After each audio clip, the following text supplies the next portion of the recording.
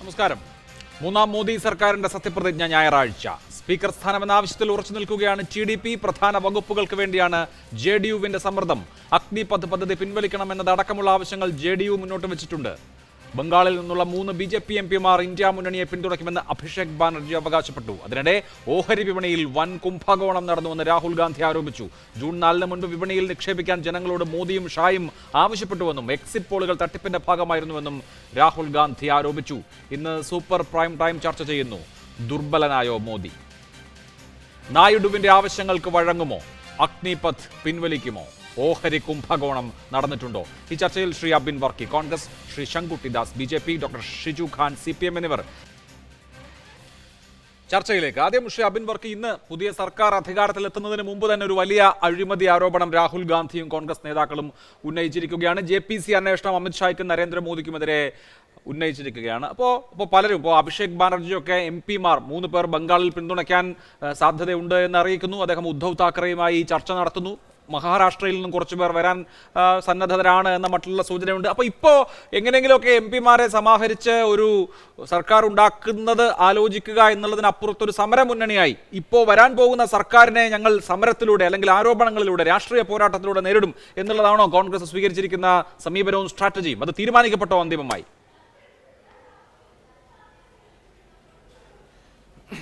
ഒന്നാമത് ശ്രീ അഭിലാഷ്, ഞങ്ങൾ കോൺഗ്രസ് എന്നതിലുപരി ഇന്ത്യ മുന്നണി എന്നുള്ള നിലയിലാണ് ഇവിടെ മത്സരിച്ചതും ഈ തെരഞ്ഞെടുപ്പിൽ വളരെ ഭേദപ്പെട്ട നിലയിലുള്ള ഒരു വിജയം ഉണ്ടാവുകയും ചെയ്തത്.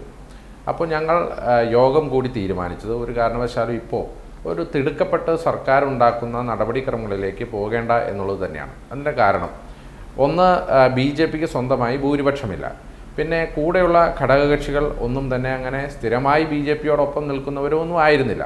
അപ്പം ഞങ്ങൾ തിടുക്കപ്പെട്ടൊരു സർക്കാർ ഉണ്ടാക്കാൻ പല വിലപേശൽ നടത്തിയാൽ ഒരുപക്ഷെ ഉണ്ടായേക്കാം. പക്ഷേ അത് ഇന്ത്യൻ ജനാധിപത്യത്തിനും ഇന്ത്യയുടെ ഒരു സുസ്ഥിരമായ വികസനത്തിനും നല്ലതല്ല എന്ന് കണ്ടുകൊണ്ട് തന്നെയാണ് ഒരു നല്ല കാലാവസ്ഥ വരെ കാത്തിരിക്കാമെന്നും അതുവരെ പ്രതിപക്ഷമായി ഇരുന്നു കൊണ്ട് ഈ സർക്കാരിൻ്റെ തെറ്റുകുറ്റങ്ങളെ തുറന്നു കാണിക്കുക എന്നുള്ള സമീപനമാണ് കോൺഗ്രസ് സ്വീകരിച്ചിരിക്കുന്നത്. അതിപ്പോൾ ഇന്ന് തുടങ്ങുന്ന ഈ സർക്കാരിൻ്റെ മാത്രമല്ല, മറിച്ച് ഈ കഴിഞ്ഞ 10 കൊല്ലം ഇന്ത്യ രാജ്യം ഭരിച്ച സർക്കാരിൻ്റെ ഒട്ടേറെ കാര്യങ്ങൾ, അത് ഇന്ത്യ രാജ്യത്തെ ദേശീയ മാധ്യമങ്ങളും മുഖ്യധാര സോഷ്യൽ മീഡിയ ഉൾപ്പെടെയുള്ള പല കാര്യങ്ങളിലും ഇതേവരെ വരാതിരുന്നതും ചർച്ച ചെയ്യപ്പെടാതിരുന്നതുമായ ഒട്ടേറെ കാര്യങ്ങളുണ്ട്, അഴിമതികളുണ്ട്.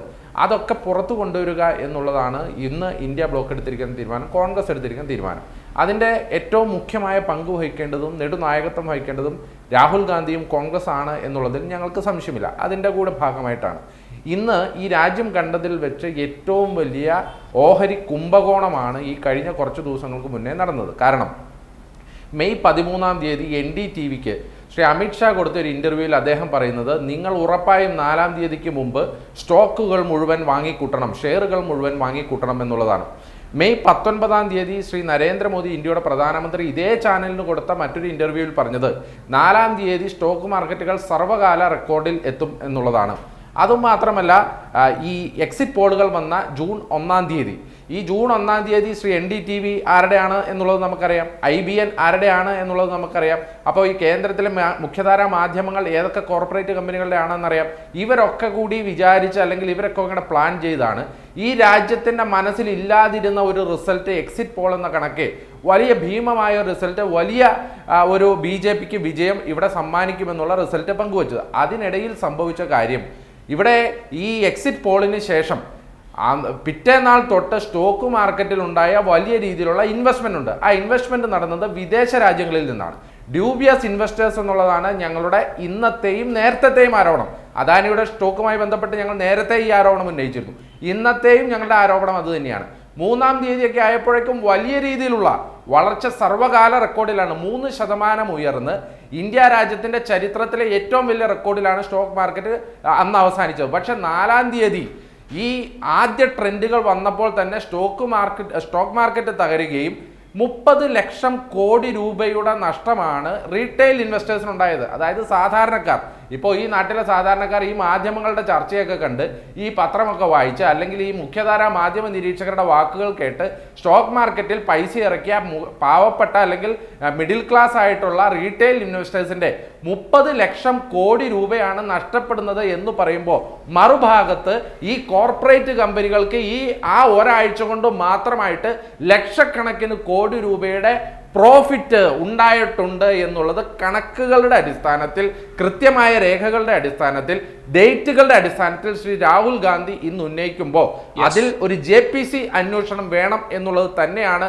ഞങ്ങളുടെ ആവശ്യം. ആ ആവശ്യമായിരിക്കും ഞങ്ങൾ ആദ്യത്തെ പാർലമെന്റ് സെഷന്റെ ആദ്യത്തെ ദിവസം തൊട്ട് ഈ രാജ്യത്തിന്റെ മുന്നിലേക്ക് വെക്കാൻ പോകുന്നത്. ഈ രാജ്യം കണ്ട ഏറ്റവും വലിയ കറപ്റ്റഡ് ആയിട്ടുള്ള സ്റ്റോക്ക് മാർക്കറ്റ് സ്കാം അല്ലെങ്കിൽ സ്റ്റോക്ക് മാർക്കറ്റ് സ്കാം നടത്തിയ ഈ സർക്കാർ, അതിന് നേതൃത്വം കൊടുത്ത പ്രധാനമന്ത്രിക്കും അതുപോലെ തന്നെ അമിത്ഷായെയും ഉൾപ്പെടുത്തിക്കൊണ്ടുള്ള ഒരു JPC അന്വേഷണം വേണം എന്നുള്ളത് തന്നെയാണ് ഞങ്ങളുടെ ആവശ്യം. അതിനുള്ള എല്ലാ സാഹചര്യങ്ങളും ഈ രാജ്യത്ത് സാഹചര്യവശാൽ തെളിവുകളുണ്ട്. അതിലേക്ക് പോകാനാണ് ഞങ്ങൾ ആഗ്രഹിക്കുന്നത്. അപ്പൊ ഇങ്ങനെ അതിശക്തമായ ഒരു പ്രതിപക്ഷമായി തുടരാനാണ് ഞങ്ങൾ ഇപ്പോൾ ആഗ്രഹിക്കുന്നത്. അത് തുടരുകയും ചെയ്യും. ശരി, ശ്രീ ശങ്കുട്ടി ദാസ്, 1-ാം തീയതി എക്സിറ്റ് പോളുകൾ വരുന്നു. ഈ രാജ്യത്ത് ഏറ്റവും ഉയർന്ന സ്ട്രൈക്ക് റേറ്റ് ഉള്ള 3 ഏജൻസികളാണ് 400 സീറ്റ് BJPക്ക് പ്രവചിച്ചത്. ആക്സിസ് മൈൻഡേയും ടുഡേയ്സ് ചാണക്യയും ഉൾപ്പെടെ അവരുടെ പ്രഡിക്ഷൻസ് മുമ്പ് ശരിയായിട്ടുള്ളതാണ്. അപ്പോൾ സ്വാഭാവികമായും ജനങ്ങൾ അത് വിശ്വസിച്ചിട്ടുണ്ട്. ആ ബൂമാണ് തിങ്കളാഴ്ച 3-ാം തീയതി മാർക്കറ്റിൽ കണ്ടത്. ഇവിടെ അബിൻ പറഞ്ഞതുപോലെ മിഡിൽ ഇൻകം ഗ്രൂപ്പിൽപ്പെട്ട ഒരുപാട് ആളുകൾ വലിയ ലാഭം പ്രതീക്ഷിച്ച് ആ ദിവസം സ്റ്റോക്ക് മാർക്കറ്റിൽ പണം ഇറക്കിയിട്ടുണ്ട്, സ്റ്റോക്കുകൾ വാങ്ങിച്ചിട്ടുണ്ട്. തൊട്ടടുത്ത ദിവസം യഥാർത്ഥ റിസൾട്ട് വന്നപ്പോൾ അവിടെ ദലാൽ സ്ട്രീറ്റിൽ ബ്ലഡ് ബാത്ത് സംഭവിക്കുകയും ചെയ്തു. ഇന്ന് രാഹുൽ ഗാന്ധി ആരോപിക്കുന്നത് 30 ലക്ഷം കോടി രൂപയാണ് അങ്ങനെ ഈ പറഞ്ഞ സംഭവത്തിലൂടെ ഇല്ലാതായി പോയത്, സാധാരണക്കാരെ സംബന്ധിച്ച് ആവിയായി പോയതെന്നാണ്. അവിടെ ഇപ്പോൾ സ്വാഭാവികമായി അങ്ങനെയൊക്കെ നടക്കാം. ഹൈപ്പിന്റെ അടിസ്ഥാനത്തിൽ ഓഹരി വിപണി ബൂം ഉണ്ടാവുക, പിന്നെ ഇതൊക്കെ സംഭവിക്കാം. പക്ഷെ പ്രധാനമന്ത്രിയും അമിത്ഷായും ഗൗതം അദാനിയുടെ ചാനലുകൾ വഴി ജനങ്ങളോട് നിങ്ങൾ ഓഹരി വാങ്ങിക്കോളൂ എന്ന് പറഞ്ഞത് സ്പെസിഫിക് ആയി ചൂണ്ടിക്കാണിക്കുന്നുണ്ട്. ഇത് ഇന്ത്യ ചരിത്രത്തിലെ വലിയൊരു സ്കാമാണോ? JPC അന്വേഷണം എന്ന ആവശ്യം ന്യായമല്ലേ?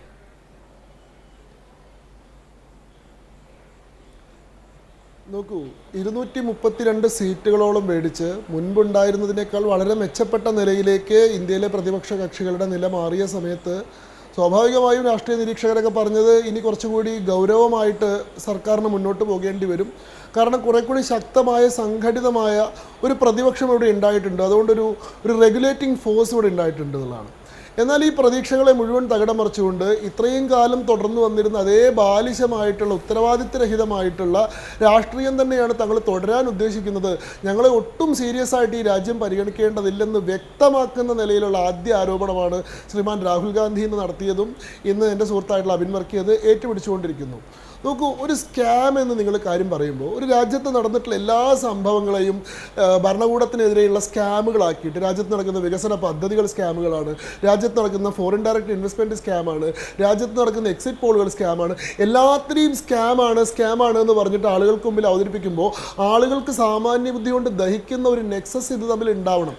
ഇവിടെ 3 അൺകണക്റ്റഡ് ആയിട്ടുള്ള ഇവൻറ്റുകളാണ് സംഭവിക്കുന്നത്. ഒന്ന്, ഈ രാജ്യത്ത് തെരഞ്ഞെടുപ്പുകൾ നടക്കുമ്പോൾ സ്വാഭാവികമായി നടക്കുന്നൊരു സംഗതിയാണ് എക്സിറ്റ് പോളുകൾ മൂഡ് ഓഫ് ദ നേഷൻ ആണ് പറയുന്നത്. എല്ലാ എക്സിറ്റ് പോളുകളും ഒരേപോലെ BJPയുടെ വിജയമാണ് പ്രവചിച്ചിരുന്നത്. എക്സിറ്റ് പോളുകൾ ശരിയാവുകയും തെറ്റാവുകയും ചെയ്തിട്ടുള്ള അനുഭവം നമ്മുടെ മുമ്പിലുണ്ട്. 2004 എക്സിറ്റ് പോളുകളെല്ലാം ഒന്നിച്ച് തെറ്റിപ്പോയിട്ടുള്ള അനുഭവം നമ്മുടെ മുമ്പിലുണ്ട്. 2014 എക്സിറ്റ് പോളുകൾ പോലും പ്രതീക്ഷിക്കാത്ത വലിയ മുന്നേറ്റം നടത്തിയിട്ടുള്ള അനുഭവമുണ്ട്. 2019 എക്സിറ്റ് പോളുകളെല്ലാം ശരിയായിട്ടുള്ള അനുഭവമുണ്ട്. 2024 വീണ്ടും എക്സിറ്റ് പോളുകൾ തെറ്റിയിട്ടുള്ള അനുഭവമുണ്ട്. എക്സിറ്റ് പോളുകൾ ശരിയാവുന്നതും തെറ്റാവുന്നതും ഒരു സെഫോളജിക്കൽ ഇവൻ്റാണ്. അത് ഈ രാജ്യത്ത് പൊതുവായി നടക്കുന്നതാണ്. 2, രാജ്യത്ത് സ്ഥിരതയുള്ള സർക്കാരുകൾ വരുമ്പോൾ ഓഹരി വിപണി മെച്ചപ്പെട്ട പ്രകടനം കാഴ്ചവെക്കുന്ന ഒരു സ്വാഭാവിക ഫെനോമിനാണ്. എപ്പോഴൊക്കെ സ്റ്റേബിൾ ഗവൺമെൻറ് ഉണ്ടാവും, സ്ട്രോങ് ഗവൺമെൻറ് ഉണ്ടാവും, അല്ലെങ്കിൽ സ്റ്റാറ്റസ് കോ മെയിൻറ്റെയിൻ ചെയ്യുമെന്നൊരു പ്രതീക്ഷ മാർക്കറ്റിന് കിട്ടുന്നു, അപ്പോഴെല്ലാം ഓഹരി വിപണികളിൽ നിക്ഷേപം ഉണ്ടാവുകയും മാർക്കറ്റ് മുകളിലേക്ക് ഉദിക്കുകയും ചെയ്യുന്നത് ഒരു സ്വാഭാവികമായിട്ടുള്ള ഫെനോമിനാണ്. 3, തെരഞ്ഞെടുപ്പ് നേരിട്ടതിന് ശേഷം ഫലം പ്രതീക്ഷിച്ചിരിക്കുന്ന ഒരു പാർട്ടി ഞങ്ങൾ ജയിക്കാൻ പോവുകയാണ്, ഞങ്ങൾ വലിയ വിജയം നേടും, ഞങ്ങൾ 400 സീറ്റുകൾ നേടും എന്ന് പറയുന്നതും വളരെ സ്വാഭാവികമായിട്ടുള്ളൊരു ഇവൻ്റാണ്. ഈ 3 ഇവൻറ്റുകൾ തമ്മിൽ കണക്ഷൻ ഉണ്ട്, ഇവ തമ്മിലൊരു നെക്സസ് ഉണ്ട് എന്ന് പ്രൂവ് ചെയ്യുമ്പോൾ മാത്രമേ അതിലൊരു കറപ്ഷനോ അതിലൊരു സ്കാമോ ഉണ്ടാവുള്ളൂ. അതായത് ഓഹരി വിപണിയുടെ താല്പര്യപ്രകാരം അവർക്ക് അനുകൂലമായിട്ടുള്ളൊരു അന്തരീക്ഷം സൃഷ്ടിക്കാൻ വേണ്ടി മാർക്കറ്റിൽ നിന്ന് BJPയിലേക്ക് പണം വരികയും ആ പണം ഉപയോഗിച്ചുകൊണ്ട് BJP എക്സിറ്റ് പോളുകൾ നിയന്ത്രിക്കുന്ന ഏജൻസികളെ സ്വാധീനിക്കുകയും ചെയ്തു. ഒരു സ്ഥലത്ത് നിന്ന് ഇങ്ങോട്ടും പണം വരിക, ഇവിടെ നിന്ന് അങ്ങോട്ടും പണം പോവുക. ഇത് പരസ്പരം ഇന്റർ കണക്റ്റഡ് ആയിട്ടുള്ള ഇവന്റ് ആണെന്ന് പ്രൂവ് ചെയ്യാത്തടത്തോളം 3 സംഭവങ്ങൾ തമ്മിൽ സ്വാഭാവികമായി തന്നെ ബന്ധപ്പെട്ട് കിടക്കുന്നു എന്നതുകൊണ്ട് സാമാന്യ ബുദ്ധിയുള്ള ഒരാളും ഇതിലൊരു സ്കാം പറയില്ല. ഇതിൽ ഏതെങ്കിലും ഒരു കോടതിക്ക് മുമ്പിലോ ഏതെങ്കിലും ഒരു ഏജൻസിക്ക് മുമ്പിലോ നിലനിൽക്കുന്ന സോളിഡായ സൗണ്ട് ആയിട്ടുള്ള ഒരു ആരോപണം പോലും ഇല്ല. ഇത് മാർക്കറ്റിൽ നടക്കുന്ന ഒരു സ്വാഭാവിക ഫെനോമിനാണ്. ഇപ്പോൾ എൻ്റെ സഹോദരനൊക്കെ ഷെയർ മാർക്കറ്റിൽ ഇൻവെസ്റ്റ് ചെയ്യുന്ന ആളാണ്. ഈ പറയുന്ന 4-ാം തീയതി വൈകുന്നേരത്തോടു കൂടി റിസൾട്ടിൽ BJPക്ക് വലിയ കുതിപ്പുണ്ടായിട്ടില്ല എന്ന് കണ്ട സമയത്ത് മാർക്കറ്റ് ഡൗൺ ആയിരുന്നു. ഒറ്റയടിക്ക് പെട്ടെന്ന് നിഫ്റ്റിയൊക്കെ ക്രാഷ് ചെയ്തിട്ടുള്ള സമയം ഉണ്ടായിരുന്നു. ആ സമയത്ത് ഇൻവെസ്റ്റ് ചെയ്യുന്ന ആൾക്കാർ എന്താ ചെയ്യുക? ആ സമയത്ത് വലിയ തോതിൽ ഓഹരികൾ വാങ്ങി കൂട്ടുകയാണ് ചെയ്യുക. കാരണം 2 ദിവസം കഴിഞ്ഞാൽ ഗവൺമെൻറ് സ്ഥാപിക്കപ്പെടുന്ന സാഹചര്യം വന്നു കഴിഞ്ഞാൽ വീണ്ടും മാർക്കറ്റ് സ്റ്റെബിലൈസ് ചെയ്യും, ഈ ഓഹരികളുടെ എല്ലാം മൂല്യം കൂടും. ആ സമയത്ത് ഇപ്പോൾ മേടിച്ചിട്ടുള്ള കുറഞ്ഞ വിലയ്ക്ക് മേടിച്ചിട്ടുള്ള ഓഹരികൾ വലിയ വിലയ്ക്ക് വിൽക്കാൻ സാധിക്കുമെന്ന ഇത് മാർക്കറ്റിൻ്റെ ഒരു സ്വാഭാവികമായിട്ടുള്ള ബുദ്ധിയാണ്. ഇതെല്ലാം വലിയ സ്കാമാണ്. ഇതിൻ്റെ എല്ലാം പിന്നിൽ ഗൂഢാലോചന ഉണ്ടെന്ന് പറയുന്നത് ഒന്നാമത്തെ കാര്യം ഇവർ സാമ്പത്തിക ശാസ്ത്രം മനസ്സിലാക്കുന്നില്ല, 2 ഇവർ മാർക്കറ്റിനെ മനസ്സിലാക്കുന്നില്ല, 3 രാഷ്ട്രീയത്തെ ഇവർ തീരെ മനസ്സിലാക്കുന്നില്ല എന്നുള്ളതാണ്. ഇനിയും ഇത്തരത്തിലുള്ള വളരെ ഗൗരവമില്ലാത്ത വളരെ ലഘുവായിട്ടുള്ള ആരോപണങ്ങൾ ഉന്നയിച്ചുകൊണ്ട് ജനങ്ങളെ കബളിപ്പിക്കാം എന്നാണ് ഇവർ വിചാരിക്കുന്നതെങ്കിൽ കൂടുതൽ നിരാശയാണ് ജനങ്ങൾക്ക് ഇവരിൽ നിന്ന് ഉണ്ടാവുക എന്ന് മാത്രമേ എനിക്ക് പറയാനുള്ളൂ. അല്ല, ഓക്കെ, ഈ ആരോപണത്തിന്റെ വിശദാംശങ്ങൾ അത് സബ്സ്റ്റാൻഷിയേറ്റ് ചെയ്യട്ടെ കോൺഗ്രസ് പാർട്ടി. പക്ഷേ അത് മാത്രമാണോ ശ്രീ ശങ്കു? ഇന്നലെ സി ന്യൂസ് എന്ന മാധ്യമമാണ് ഇതര മാധ്യമങ്ങളുടെ എക്സിറ്റ് പോളിനെ സംശയ മുനയിൽ നിർത്തിക്കൊണ്ട്, നോക്കൂ, സി ന്യൂസ് ഇടതുപക്ഷമോ കോൺഗ്രസോ ഒന്നും അല്ല എന്ന് താങ്കൾക്ക് അറിയാമല്ലോ, ഒരു നിലപാട് എടുക്കുകയും അവരവരുടെ ചാനൽ വഴി ഏറുകയും ചെയ്തത് എക്സിറ്റ് പോളുകൾ തെറ്റിപ്പോവാം, സ്വാഭാവികമായി തെറ്റിപ്പോകാം, ഇത്തവണയും സ്വാഭാവികമായി തെറ്റിപ്പോയതാകാം എന്നാണ് ഞാനും വിശ്വസിക്കുന്നത്. പക്ഷേ ഒരു പ്രധാനമന്ത്രി ഈ 4-ാം തീയതി സ്റ്റോക്ക് മാർക്കറ്റിൽ വലിയ ബൂമുണ്ടാകും എന്ന് പറയേണ്ട കാര്യമുണ്ടോ? അങ്ങനെ അദ്ദേഹം പറഞ്ഞു. അത് എന്നാണത് അദ്ദേഹം പറഞ്ഞത്? 19-ാം തീയതി, മെയ് 19-ാം തീയതി നരേന്ദ്രമോദി പറയുകയാണ് stock market will break records on June 4 എന്ന് പറയുകയാണ്. ജൂൺ 4 മുമ്പ് ഷെയറുകൾ നിങ്ങൾ വാങ്ങിച്ചോളൂ എന്ന് ജനങ്ങളോട് അമിത്ഷാ പറയാണ് ഒരു ടെലിവിഷൻ ഇന്റർവ്യൂവിൽ. ഈ 2 കാര്യങ്ങൾ, ഈ പ്രധാനമന്ത്രിയും അമിത്ഷായും ഷെയർ മാർക്കറ്റിനെ സംബന്ധിച്ച് ഇങ്ങനെ പരാമർശം നടത്തിയത് എന്തുകൊണ്ടാണ് എന്ന് സ്വാഭാവികമായും നിങ്ങൾ വിശദീകരിക്കേണ്ടി വരും.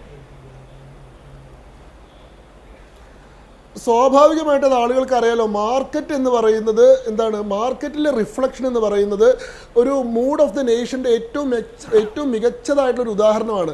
ഗവൺമെൻറ് എങ്ങനെ പെർഫോം ചെയ്യുന്നു, അല്ലെങ്കിൽ രാജ്യത്തിൻ്റെ പൊതുവിലുള്ള അന്തരീക്ഷം, വ്യവസായ സമൂഹം എങ്ങനെ ചിന്തിക്കുന്നു എന്നൊക്കെ മനസ്സിലാക്കാനുള്ള ഏറ്റവും നല്ല സോളിഡ് ആയിട്ടുള്ളൊരു ഇൻഡിക്കേറ്ററാണ് മാർക്കറ്റിൽ ഉണ്ടാകുന്ന ഉയർച്ചയും താഴ്ചയും. സ്വാഭാവികമായിട്ട് ഇവിടെ ഒരു സ്റ്റേബിൾ ഗവൺമെൻറ് ഉണ്ടാവുമെന്ന സാഹചര്യം വന്നു കഴിഞ്ഞാൽ മാർക്കറ്റ് റൈസ് ചെയ്യും. 4-ാം തീയതി മാർക്കറ്റ് റൈസ് ചെയ്യും എന്ന് അമിത്ഷാ പറയുമ്പോൾ, നരേന്ദ്രമോദി പറയുമ്പോൾ അതിനർത്ഥം ഞങ്ങൾ ഗവൺമെന്റ് ഉണ്ടാക്കാൻ പോകുന്നു, വ്യവസായ സമൂഹം ഞങ്ങളെ വലിയ പ്രതീക്ഷയോടുകൂടി ഉറ്റുനോക്കുന്നു, രാജ്യത്തിന്റെ സാമ്പത്തിക ഘടന ഞങ്ങളുടെ 2-ാം വരവോടുകൂടി കൂടുതൽ ശക്തിപ്പെടാൻ പോകുന്നു എന്ന ഹിന്റിംഗ് ആണത്. അതല്ലാതെ ഇതിലേതെങ്കിലും തരത്തിലുള്ള അഴിമതിയുടെ ഇതിന്റെ സ്വഭാവം കൊണ്ടല്ല. രാഹുൽ ഗാന്ധി നരേന്ദ്രമോദി ഇനി പ്രധാനമന്ത്രിയാവില്ല എന്ന് ഉറപ്പിച്ച് പറഞ്ഞിരുന്നു. അതിനുശേഷം തെരഞ്ഞെടുപ്പിൽ ഈ പറയുന്നത് പോലെ BJPക്ക് പ്രതീക്ഷിക്കുന്ന വിജയം നേടാൻ സാധിച്ചിട്ടില്ല. ഈ 2 അൺകണക്റ്റഡ് ഇവന്റ്സ് കൂട്ടിച്ചേർത്തുകൊണ്ട് രാഹുൽ ഗാന്ധി ഇലക്ഷൻ കമ്മീഷനും കൂടിയിട്ട് ഒത്തുകളിച്ചുകൊണ്ട് നടത്തിയിട്ടുള്ള ഒരു അഴിമതിയാണ് ഇതെന്ന് വാദിച്ചാൽ അതെന്തൊരു ബാലിശമായിട്ടുള്ള ആരോപണമാണ്. അതേപോലെ തെളിവുകളുടെ അഭാവത്തിൽ, യാതൊരു സാമാന്യ ബുദ്ധിക്ക് നിരക്കുന്ന എന്തെങ്കിലും ഒരു കണക്ഷൻ്റെ അഭാവത്തിൽ 3 അൺകണക്റ്റഡ് ഇവൻസിനെ ചേർത്ത് വെച്ചുകൊണ്ട് ഒരു സ്കാം ആരോപിക്കുന്നത് രാഹുൽ ഗാന്ധിയുടെ പൊതുവായിട്ടുള്ള ആരോപണങ്ങളുടെ സ്വഭാവം മാത്രമാണ്. ഞാനൊരു കാര്യം ചോദിക്കട്ടെ, കേരളത്തിലെ മലയാളത്തിലെ മാധ്യമങ്ങളും ഈ പറയുന്ന തെരഞ്ഞെടുപ്പുമായി ബന്ധപ്പെട്ട പ്രവചനങ്ങൾ നടത്തിയിരുന്നല്ലോ, മാതൃഭൂമി നടത്തിയിരുന്നല്ലോ, രാജ്യത്തിൻ്റെ മൂഡ് ഓഫ് ദ നേഷൻ എങ്ങനെയാണ്, കേരളത്തിൻ്റെ പ്രതികരണം എങ്ങനെയായിരിക്കും എന്നൊക്കെ പറഞ്ഞുകൊണ്ട് എല്ലാ മാധ്യമങ്ങളും ഇതാക്കിയിരുന്നല്ലോ. നിങ്ങൾക്ക് ആർക്കെങ്കിലും BJPയിൽ നിന്ന് പണം കിട്ടിയിരുന്നോ? BJP ആണ് അധികാരത്തിൽ വരാൻ പോകുന്നത്, മൂഡ് ഓഫ് ദ നേഷൻ ഇങ്ങനെയാണെന്ന് പറയാൻ വേണ്ടിയിട്ട് ഇതെല്ലാ ഏജൻസികളും, ഏതെങ്കിലും അദാനിയുടെ ചാനലിൽ ഇരുന്നുകൊണ്ട് മാത്രമല്ല നരേന്ദ്രമോദി ഇന്റർവ്യൂ കൊടുത്തിട്ടുള്ളത്. നരേന്ദ്രമോദി രാജ്യത്തെ 72 ചാനലുകൾക്ക് ഇന്റർവ്യൂ കൊടുത്തിട്ടുണ്ട്, മാതൃഭൂമിക്ക് ഇന്റർവ്യൂ വന്നിട്ടുണ്ട്, ഏഷ്യാനെറ്റ് ഇന്റർവ്യൂ വന്നിട്ടുണ്ട്. ഇവിടെ എല്ലാം നരേന്ദ്രമോദി ഈ കാര്യങ്ങൾ ആവർത്തിച്ചിട്ടുണ്ട്. ഈ പറയുന്ന എക്സിറ്റ് പോളുകൾ ഏതെങ്കിലും വിരലിലുണ്ടാവുന്ന 1-2 ഏജൻസികളല്ല ചെയ്തിട്ടുള്ളത്.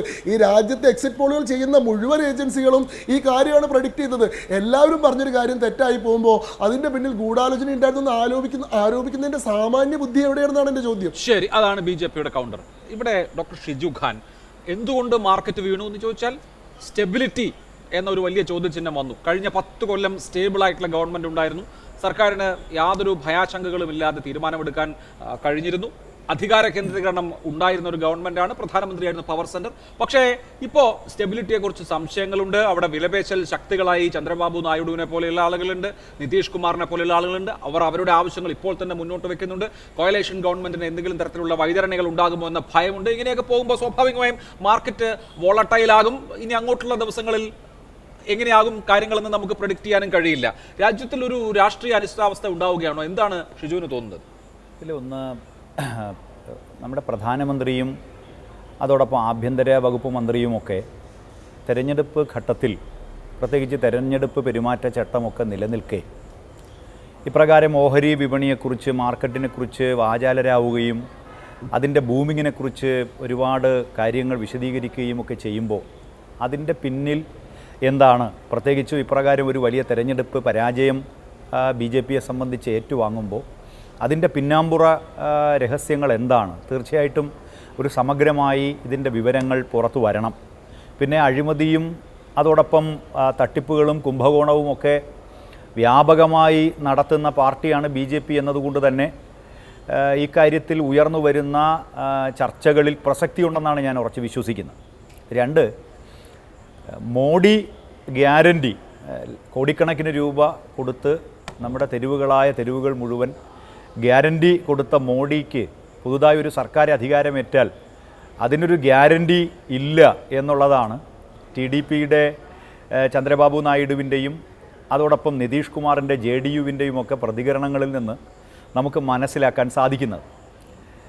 അതോടൊപ്പം ഒരു തെരഞ്ഞെടുപ്പിൽ BJP കുത്തനെ താഴേക്ക് വീണു എന്നത് മാത്രമല്ല അടിസ്ഥാനപരമായ പ്രശ്നം. മറിച്ച് ഈ ഗവൺമെൻറ്റിനെ നയിച്ച 13ഓളം കേന്ദ്രമന്ത്രിമാർ തോറ്റ് തുന്നം പാടുന്നു. ഏതാണ്ട് 1.5-2 ലക്ഷം വോട്ടിന് പ്രധാനപ്പെട്ട ക്യാബിനറ്റ് മന്ത്രിമാർ തോൽക്കുന്നു. അതോടൊപ്പം പ്രധാനമന്ത്രിയുടെ ഭൂരിപക്ഷം തന്നെ പിന്നീട് വൻതോതിൽ താഴേക്ക് പോകുന്നു. രാജ്നാഥ് സിംഗിൻ്റെ ഭൂരിപക്ഷം താഴേക്ക് പോകുന്നു. ഇങ്ങനെ വളരെ ഗൗരവതരമായ ഒരു തിരിച്ചടിയാണ് BJP രാജ്യത്ത് നേരിട്ടത്.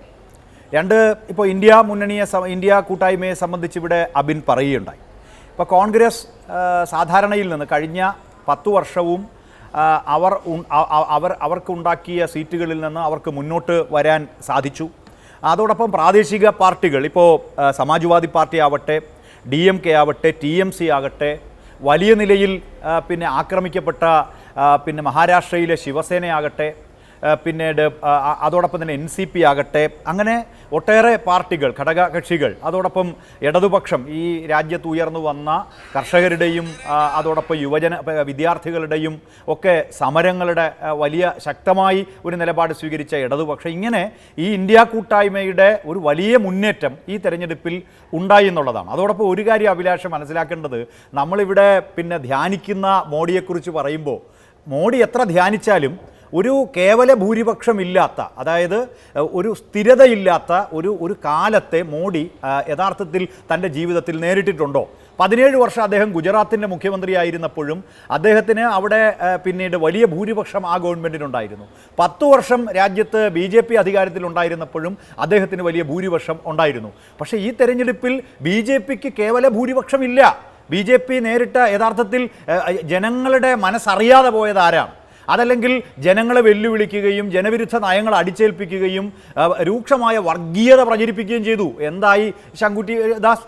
അയോധ്യയിൽ എന്താണ് സംഭവിച്ചത്? ഈ പ്രാണപ്രതിഷ്ഠ കഴിയുന്നതോടുകൂടി 400 സീറ്റുകളോടുകൂടി അധികാരത്തിൽ വരുമെന്ന് പറഞ്ഞ BJPക്ക് അയോധ്യ കൈവിട്ടു പോകുന്നു. അതോടൊപ്പം ശ്രീരാമ വിരുദ്ധരാണ് പിന്നെ ഇന്ത്യ കൂട്ടായ്മയെന്നും പാകിസ്ഥാൻ വാദികളാണ് ഇന്ത്യ കൂട്ടായ്മയെന്നും അതോടൊപ്പം ഇന്ത്യയിലെ ന്യൂനപക്ഷങ്ങൾക്കെതിരായിട്ട് രൂക്ഷമായിട്ടുള്ള വർഗീയ പ്രചരണമൊക്കെ അഴിച്ചുവിട്ടിട്ടും അടിസ്ഥാന പ്രശ്നങ്ങളായ തൊഴിലില്ലായ്മ, അടിസ്ഥാന പ്രശ്നങ്ങളായിട്ടുള്ള കർഷകരുടെ ദുരിതങ്ങൾ, ആദിവാസികളുടെയും ദളിതരുടെയും ന്യൂനപക്ഷങ്ങളുടെയും പ്രശ്നങ്ങൾ, ഇതാണ് ഇന്ത്യ കൂട്ടായ്മ മുന്നോട്ട് വെച്ചത്. ഈ BJP മുന്നോട്ട് വെച്ച വർഗീയ പിന്നെ ശ്രമങ്ങളിൽ ഇന്ത്യ കൂട്ടായ്മ വീണില്ല. ഞങ്ങൾ ഓർമ്മിപ്പിച്ചുകൊണ്ടിരുന്നത് എന്താണ്? കർഷകരുടെ പ്രശ്നങ്ങളാണ്. അതുകൊണ്ടാണ് നിങ്ങൾ UPയിലടക്കം ഇത്ര വലിയ പരാജയം നിങ്ങൾക്ക് ഏറ്റുവാങ്ങേണ്ടി വന്നത്. ഞാൻ അഭിലാഷെ ഉറപ്പിച്ചു പറയുന്നു, ഇന്ത്യ കൂട്ടായ്മയുടെ നേതാക്കന്മാർ വിശദീകരിച്ചതുപോലെ തക്കതായ സമയത്ത് കൃത്യമായ നിലപാട് സ്വീകരിക്കും. അന്തസ്സുള്ള പ്രതിപക്ഷമായിട്ട് ഇപ്പോൾ ഞങ്ങൾ പ്രഖ്യാപിക്കുകയും ചെയ്തിരിക്കുകയാണ്. ശരി, ഇവിടെ ശ്രീ അബിൻ വർക്കി, ഇപ്പോൾ രാജ്യം വരുന്ന 5 വർഷം എങ്ങനെയായിരിക്കും എന്നുള്ളത് ഇനി നമ്മൾ വരാൻ ഇരിക്കുന്ന ദിവസങ്ങളിൽ മനസ്സിലാക്കേണ്ട കാര്യമാണ്. പക്ഷേ ഇപ്പോൾ നോക്കൂ, നിങ്ങളുടെ പക്ഷത്ത് നിന്ന് അങ്ങോട്ടും ആളുകൾ പോകാം, അതിനുള്ള സാഹചര്യം നമ്മൾ മുമ്പ് കണ്ടിട്ടുണ്ട്. അതുകൊണ്ട് സർക്കാർ ഇപ്പോൾ സ്റ്റേബിൾ അല്ലെങ്കിലും വരുന്ന നാളുകളിൽ സ്റ്റേബിൾ ആയിക്കൂടാ എന്ന് നിർബന്ധമൊന്നുമില്ല. ഇപ്പോൾ JDU TDP എന്നുള്ള ആ 2 പാർട്ടികൾ 16ഉം 12ഉം MP-മാരുള്ള 2 പാർട്ടികൾക്കപ്പുറത്തും കൂടുതൽ നമ്പർ കണ്ടെത്താൻ ശേഷിയുള്ളവരാണ് BJP-ക്കാർ എന്നുള്ളത് കൊണ്ട് നരേന്ദ്രമോദി ഇനി അങ്ങോട്ട് ദുർബലനായ പ്രധാനമന്ത്രിയായി ഈ 2 നേതാക്കളെ പേടിച്ച് കഴിയുന്ന ആളായി തന്നെ എപ്പോഴും ഉണ്ടാകുമെന്ന് പ്രതീക്ഷിക്കണോ? അതായത് ശ്രീ അഭിലാഷ്, അതിൽ 2 കാര്യമാണ് സൂചിപ്പിക്കാനുള്ളത്. ഒന്ന്, ഈ പണ്ട് ആനപ്പുറത്തിരുന്നതിൻ്റെ തഴമ്പുമായിട്ട് BJP-ക്കാർക്ക് ഇന്ന് ആളുകളെ പിടിക്കാനും ചാനൽ ചർച്ചയിലൊക്കെ വന്നാൽ സാമാന്യബുദ്ധി ആരുടെയാണ് ചോദ്യം ചെയ്യുന്നതെന്ന് അവർ സ്വയം ചിന്തിച്ചു നോക്കണം. കാരണം മോദിക്ക് ആ ഗ്യാരണ്ടിയും ഈ രാജ്യം ലോകത്തിൻ്റെ നെറുകയിൽ നിൽക്കുന്നു എന്ന് പറഞ്ഞ സാക്ഷാൽ നരേന്ദ്രമോദിക്ക് തന്നെ 5 ലക്ഷത്തിൽ നിന്ന് 1.5 ലക്ഷത്തിലേക്ക് വാരണാസി എന്ന ഉത്തർപ്രദേശിൻ്റെ നെഞ്ചിനുള്ളിലിരിക്കുന്ന മണ്ഡലത്തിൽ ഒരു പരാജിതനെ പോലെ നിൽക്കേണ്ടി വന്നിട്ടാണ് ഇവിടെ മോദിയുടെ ഗ്യാരണ്ടിയെ പറ്റിയും NDAയുടെ മുന്നണിയെക്കുറിച്ചും NDAയുടെ വികസന സ്വപ്നങ്ങളെക്കുറിച്ചൊക്കെ പറയുന്നത് എന്ന ഓർമ്മ ഉണ്ടായിട്ട് വേണം പ്രിയപ്പെട്ട NDAയുടെ ഇവിടുത്തെ പ്രതിനിധികളൊക്കെ സംസാരിക്കാൻ. അത് ഒന്നാമത്തെ കാര്യം. അതുകൊണ്ട് പഴയ ആനപ്പുറത്തിരുന്നതിൻ്റെ തഴമ്പ് വെച്ച് ആളെ പിടിക്കാൻ പോയാൽ ആളെ കിട്ടില്ല എന്നുള്ളത് കൂടി മനസ്സിലാക്കണം. ഇനി രണ്ടാമത്തെ കാര്യം, ഇവിടെ രാഹുൽ ഗാന്ധിയുടെ സാമാന്യ ബുദ്ധിയെയാണ് പ്രിയപ്പെട്ട ശങ്കുട്ടി ദാസ് ചോദ്യം ചെയ്തത്. ഒന്ന്, നിങ്ങളുടെ സാമാന്യ ബുദ്ധിക്ക് ഇപ്പോഴും നേർവഴി വന്നിട്ടില്ല എന്നുള്ളതാണ് അതിൽ നിന്ന് വ്യക്തമാകുന്നത്. കാരണം എന്താണെന്ന് പറയുക, താങ്കൾക്ക് ഈ അസ്വാഭാവികത എന്താണ് എന്ന് മനസ്സിലായില്ല എന്നാണ് താങ്കൾ പറയുന്നത്. കാരണം ഞങ്ങൾ ഈ അസ്വാഭാവികത പറയാൻ കാരണം എന്താണെന്ന് അറിയൂ, ഈ അദാനി ഷെയറുമായി ബന്ധപ്പെട്ട് ഹിൻഡൻബർഗ് എന്ന് പറയുന്ന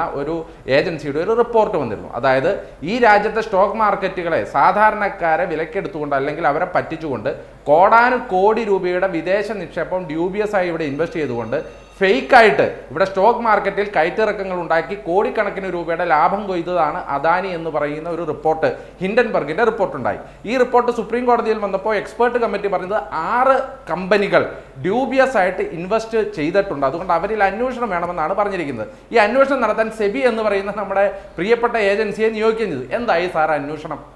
ആ അന്വേഷണം ഇതേവരെ എങ്ങും എത്തിയിട്ടില്ല എന്ന് മാത്രമല്ല, ദിനം പ്രതി അദാനിയും മോദിയും അമിത്ഷായുമായിട്ടുള്ള ബന്ധം ഈ രാജ്യത്ത് വെളിവായി വരുമ്പോൾ അത് അസ്വാഭാവികമാണ് സാർ. 1.5 കൊല്ലമായിട്ടും ആ റിപ്പോർട്ട് പുറത്തു വന്നില്ല എന്ന് പറയുമ്പോൾ ഈ രാജ്യത്തെ സ്റ്റോക്ക് മാർക്കറ്റുകളെ മുഴുവൻ ഒറ്റിക്കൊടുത്തുകൊണ്ട് സ്വന്തം പണം ഉണ്ടാക്കാൻ ശ്രമിച്ച അദാനി, ആ അദാനിയും നിങ്ങളുമായിട്ടുള്ള ബന്ധം അസ്വാഭാവികമാണ്. 2, അന്ന് ഏറ്റവും കൂടുതൽ നഷ്ടം വന്നത് ആർക്കാണെന്ന് ശങ്കുട്ടിദാസിന് അറിയാമോ? ഏറ്റവും കൂടുതൽ നഷ്ടം വന്നത് ഈ രാജ്യത്തെ ഏറ്റവും വലിയ ട്രസ്റ്റ്ഫുൾ ഏജൻസി എന്ന് പറയുന്ന LICക്ക് 50 ലക്ഷം ഓഹരി അദാനിയിലെടുത്ത് ഏറ്റവും നഷ്ടത്തിൽ വിറ്റഴിച്ച് ഈ രാജ്യത്തെ LIC എന്ന് പറയുന്ന ഏജൻസിയെ ചതിച്ച മോദിയും അമിത്ഷായും അദാനിയുമായിട്ടുള്ള ബന്ധത്തിൽ അസ്വാഭാവികതയുണ്ട്. അതാണ് ആദ്യത്തെ അസ്വാഭാവികത. ഇനി രണ്ടാമത്തെ അസ്വാഭാവികത പറയാം. ഈ രാജ്യത്തിൻ്റെ ചരിത്രത്തിൽ ഏതെങ്കിലും ഒരു പ്രധാനമന്ത്രി തെരഞ്ഞെടുപ്പിന് മുമ്പ് സ്റ്റോക്ക് മാർക്കറ്റുകൾ ഇതാ ബൂം ചെയ്യാൻ പോകുന്നു, 4-ാം തീയതിക്ക് മുമ്പ് സ്റ്റോക്ക് മേടിക്കണമെന്ന് പറഞ്ഞ ഒരു പ്രധാനമന്ത്രിയുടെ പേര് പറഞ്ഞ അഭിലാഷേ, അത് രണ്ടാമത്തെ അസ്വാഭാവികത. ഇനി 3, ഞാൻ ആദ്യം പറഞ്ഞ അസ്വാഭാവികതയുടെ കമ്പനിയായ അദാനിയുടെ ചാനലായ NDTVയിൽ പോയിരുന്നാണ് ഈ 2 നേതാക്കന്മാരും, നരേന്ദ്രമോദിയും അമിത്ഷായും പേഴ്സണൽ കപ്പാസിറ്റിയിൽ പോയി പറയുമ്പോൾ നമുക്കാർക്കും കുഴപ്പമില്ല. പക്ഷേ നരേന്ദ്രമോദിയും അമിത്ഷായും ഈ രാജ്യത്തെ പ്രധാനമന്ത്രിയും കേന്ദ്ര ആഭ്യന്തരമന്ത്രിയുമായി ഞാൻ ആദ്യം പറഞ്ഞ അസ്വാഭാവികമായ അദാനിയുടെ ചാനലിൽ പോയി നിങ്ങൾ സ്റ്റോക്ക് മേടിക്കണമെന്ന് പറയുമ്പോൾ അത് 3ാമത്തെ അസ്വാഭാവികതയാണ് സാർ. ആ അസ്വാഭാവികതയുടെ കൂടെയാണ് NDTV, അദാനി നിയന്ത്രിക്കുന്ന NDTVയും അംബാനി നിയന്ത്രിക്കുന്ന IBM ഉൾപ്പെടെയുള്ള ഏജൻസികൾ 1-ാം തീയതി ഈ രാജ്യത്തിൻ്റെ ചരിത്രത്തിൽ ഒരിക്കലില്ലാത്തടത്തോളം, ഇപ്പോൾ നിങ്ങൾ 2004-ൽ ഇവിടെ ഇലക്ഷൻ കണക്കുകൾ അല്ലെങ്കിൽ എക്സിറ്റ് പോൾ തെറ്റിപ്പോയി എന്ന് പറഞ്ഞു. എക്സിറ്റ് പോളുകൾ തെറ്റിയെങ്കിലും അവരുടെ കറക്ഷൻ കുറവായിരുന്നു എന്നുള്ളതാണ് നിങ്ങൾ മനസ്സിലാക്കാൻ. ഇത് ഈ രാജ്യത്തിൻ്റെ ചരിത്രത്തിൽ 400 സീറ്റിലേക്ക് കിടക്കാൻ പോകുന്നു എന്ന് പറഞ്ഞിട്ട് 100 സീറ്റിൻ്റെ പുറകിൽ 294-ൽ അവസാനിക്കുന്നുണ്ട് എന്നുണ്ടെങ്കിൽ ഈ രാജ്യത്ത് നിങ്ങളെല്ലാവരും ചേർന്ന് നടത്തിയ വലിയ കുംഭകോണമാണ് ഇതെന്നുള്ളതിൽ അസ്വാഭാവികതയുണ്ട്. അസ്വാഭാവികമായി ഈ സംഭവങ്ങളിൽ ഒക്കെയുണ്ട് എന്നുള്ളത് സാമാന്യ ബുദ്ധിയോട് കൂടി ചിന്തിക്കുന്നവർക്ക് മനസ്സിലാവും. പക്ഷേ അസാമാന്യമായി ദൈവത്തിൻ്റെ പ്രതിഫലം കിട്ടിയ, ദൈവത്തിൻ്റെ കൃപാവരങ്ങൾ കിട്ടിയ ആളുകളും അവരുടെ പ്രതിനിധികളും അവരുടെ ബുദ്ധിയിൽ ചിന്തിച്ചാൽ ഈ അസ്വാഭാവികത ചിലപ്പോൾ മനസ്സിലാവില്ല. പക്ഷേ ഞങ്ങൾ ആ JPC അന്വേഷണം, ആ സാമാന്യ ബുദ്ധി നേർവഴിക്ക് വരാത്തവർക്ക് അല്പം ബുദ്ധി ഉദിക്കാൻ വേണ്ടിയാണ് ഈ JPC അന്വേഷണം പ്രഖ്യാപിക്കട്ടെ. നമുക്കൊന്ന് അന്വേഷിച്ചു നോക്കാമല്ലോ. അന്വേഷിച്ചിട്ട് ഒന്നുമില്ല എന്നുണ്ടെങ്കിൽ കുഴപ്പമില്ല. ഇല്ലെങ്കിൽ ഈ സാമാന്യ ബുദ്ധിക്കാരുടെ ബുദ്ധിക്കൊക്കെ എവിടെയാണ് പ്രശ്നമെന്നുള്ളത് വരും കാലങ്ങളിൽ ഞങ്ങൾ പുറത്തു കൊണ്ടുവരും മിസ്റ്റർ ശങ്കുട്ടി ദാസ്. പിന്നെ അതുമാത്രമല്ല, നിങ്ങൾ രാഹുൽ ഗാന്ധി എന്നത്തെയും പോലെ പ്രിയപ്പെട്ട സുഹൃത്തെ, രാഹുൽ ഗാന്ധി മത്സരിച്ച 2 സ്ഥലങ്ങളിലും 4 ലക്ഷത്തിനടുത്ത് വോട്ടുകൾക്ക് ജയിച്ചു വന്നിട്ടാണ് അദ്ദേഹത്തെ വീണ്ടും നിങ്ങൾ അദ്ദേഹം ഉയർത്തിയ ആരോപണങ്ങളെയൊക്കെ ഇവിടെ പുച്ഛിച്ച് തള്ളുന്നത് എന്ന് പറയുമ്പോൾ, ഈ ആരോപണങ്ങളെയൊക്കെ പുച്ഛിച്ച് പാർലമെന്റിന്റെ അകത്തും പുറത്തും അധിക്ഷേപിച്ചും ആക്ഷേപിച്ചു നിന്ന നിങ്ങളുടെ പ്രധാനമന്ത്രിക്ക് 5 ലക്ഷത്തിൽ നിന്ന് 1.5 ലക്ഷത്തിലേക്ക് ഭൂരിപക്ഷം താഴുകയും സ്വന്തം സംസ്ഥാനമായ ഉത്തർപ്രദേശിൽ പോലും കാലിടറി പോവുകയും ചെയ്ത നിമിഷത്തിൽ വീണ്ടും വന്ന് രാഹുൽ ഗാന്ധിയെ കുറ്റം പറയുമ്പോൾ നിങ്ങളോടൊക്കെ സഹതാപം മാത്രമാണ് ഞങ്ങൾക്ക് തോന്നുന്നത്. പിന്നെ ഞങ്ങൾ വളരെ കൃത്യമായിട്ട് പറയുന്നു, ഞങ്ങൾ പ്രതിപക്ഷത്തിരിക്കാനാണ് ആഗ്രഹിക്കുന്നത്. എന്തുകൊണ്ടാണ്? കഴിഞ്ഞ 10 കൊല്ലം നിങ്ങൾ ചെയ്തു കൂട്ടിയതിന് ഒക്കെ മറുപടി പറയേണ്ടി വരും സാർ, ഒരു സംശയവും വേണ്ട. ഇപ്പൊ നരേന്ദ്രമോദി പണ്ട് നമുക്കറിയാലോ, നിതീഷ് കുമാർ എന്തുകൊണ്ടാണ് NDA വിട്ടുപോയത്? ഒരു ക്യാബിനറ്റ് മന്ത്രിസ്ഥാനം ചോദിച്ചു, അതിന്റെ കൂടെ ഒരു സഹമന്ത്രി സ്ഥാനം, അത് കൊടുക്കാത്തത് കൊണ്ടാണ് നിതീഷ് കുമാർ ഈ NDA വിട്ടുപോയത്. അത് മാത്രമല്ല, അന്ന് നരേന്ദ്രമോദി ഒന്ന് കാണാൻ ചോദിച്ചിട്ട് അന്ന് സമയം കൊടുത്തില്ല എന്നൊക്കെ ഡൽഹിയിലെ പത്രവാർത്തകളിൽ നിന്ന് ഞാൻ വായിച്ചിട്ടുണ്ട്. ശരിയോ തെറ്റോ ആട്ടെ. പക്ഷെ ഇന്ന് എന്തു വന്നാലും എന്താ അവസ്ഥയാണ് അഭിലാഷേ? ഒരു തെരഞ്ഞെടുപ്പ് റിസൾട്ട് വന്നു കഴിഞ്ഞ് അമിത്ഷായെ വിളിക്കണ മുമ്പ് ഈ കള്ളന്റെ കൂടെ ഒരിക്കലും കൂട്ടുകൂടില്ല എന്ന് പറഞ്ഞ ആ കള്ളൻ ആര്? നിതീഷ് കുമാർ. അയാളുടെ കാലെ പിടിച്ചിട്ട് എന്നെ ഈ തവണ കൂടെ പ്രധാനമന്ത്രിയാക്കാൻ സഹായിക്കണം എന്ന് പറയുന്ന 56 ഇഞ്ചിന്റെ അവസ്ഥയൊക്കെയാണ് ഇന്ന് രാജ്യത്തുള്ളത് എന്ന് മനസ്സിലാക്കിക്കൊണ്ട് വേണം പ്രിയപ്പെട്ട BJPയുടെ പ്രതിനിധികൾ വീണ്ടും ഇവിടെ വിജയിച്ചു നിൽക്കുന്ന, അല്ലെങ്കിൽ നിങ്ങളുടെ ഈ അധിക്ഷേപത്തിനും അക്രമത്തിനും ഒക്കെ അപ്പുറമായി ജനം വോട്ട് ചെയ്ത് വളരെ മികച്ച രീതിയിൽ ഈ രാജ്യത്തിന്റെ മുന്നണിയിൽ നിൽക്കുന്ന കോൺഗ്രസിനെ രാഹുൽ ഗാന്ധി അധിക്ഷേപിക്കാൻ എന്ന് മാത്രം പറയാനാണ്. അതുകൊണ്ട് ഞങ്ങൾ ഒരു കാര്യം വളരെ വ്യക്തമാണ്, ഞങ്ങൾ പ്രതിപക്ഷത്തിരിക്കാൻ തയ്യാറാണ്. അത് അടുത്ത ഇലക്ഷൻ വരെയെങ്കിൽ അടുത്ത ഇലക്ഷൻ വരെ. ശരി ശ്രീ ശങ്കു, ഒന്ന്, രാഹുൽ ഗാന്ധി പഴയ രാഹുൽ ഗാന്ധി അല്ല. ആരോപണത്തിന്റെ മെറിറ്റ് അവിടെ നിൽക്കട്ടെ, അത് നമുക്ക് ചർച്ച ചെയ്യാം. രാഹുൽ ഗാന്ധി ആരോപണം ഉന്നയിക്കുമ്പോൾ രാഹുൽ ഗാന്ധി ഉത്തർപ്രദേശിൽ നിന്ന് ജയിച്ചു നിൽക്കുന്ന രാഹുൽ ഗാന്ധിയാണ് എന്ന് മാത്രമല്ല, ഉത്തരേന്ത്യൻ സംസ്ഥാനങ്ങളിൽ ഗംഗാ സമതലത്തിൽ നോക്കൂ, കഴിഞ്ഞ തവണ BJP നേടിയ 92 സീറ്റുകളാണ് BJPക്ക് ഇത്തവണ കൈമോശം വന്നത്. അതിൽ 42 പിടിച്ചത് കോൺഗ്രസ് ആണ് എന്ന പശ്ചാത്തലം അവിടെ ഉണ്ട്. പുതുതായി BJP 32 സീറ്റ് പിടിക്കുമ്പോൾ അത് കൂടുതലും BJD പോലെയുള്ള പാർട്ടികളുടെ ആണ് എന്നുള്ളത് കൂടി നമ്മൾ കാണണം.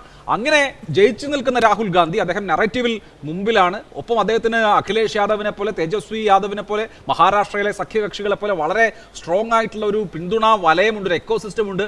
അങ്ങനെ നിൽക്കുന്ന രാഹുൽ ഗാന്ധിക്ക് എല്ലാ ദിവസവും നിങ്ങളെ അലോസരപ്പെടുത്താൻ കഴിയും ഇനി അങ്ങോട്ട് എന്നുള്ള വസ്തുത നമുക്ക് കാണാതിരിക്കാൻ പറ്റില്ല.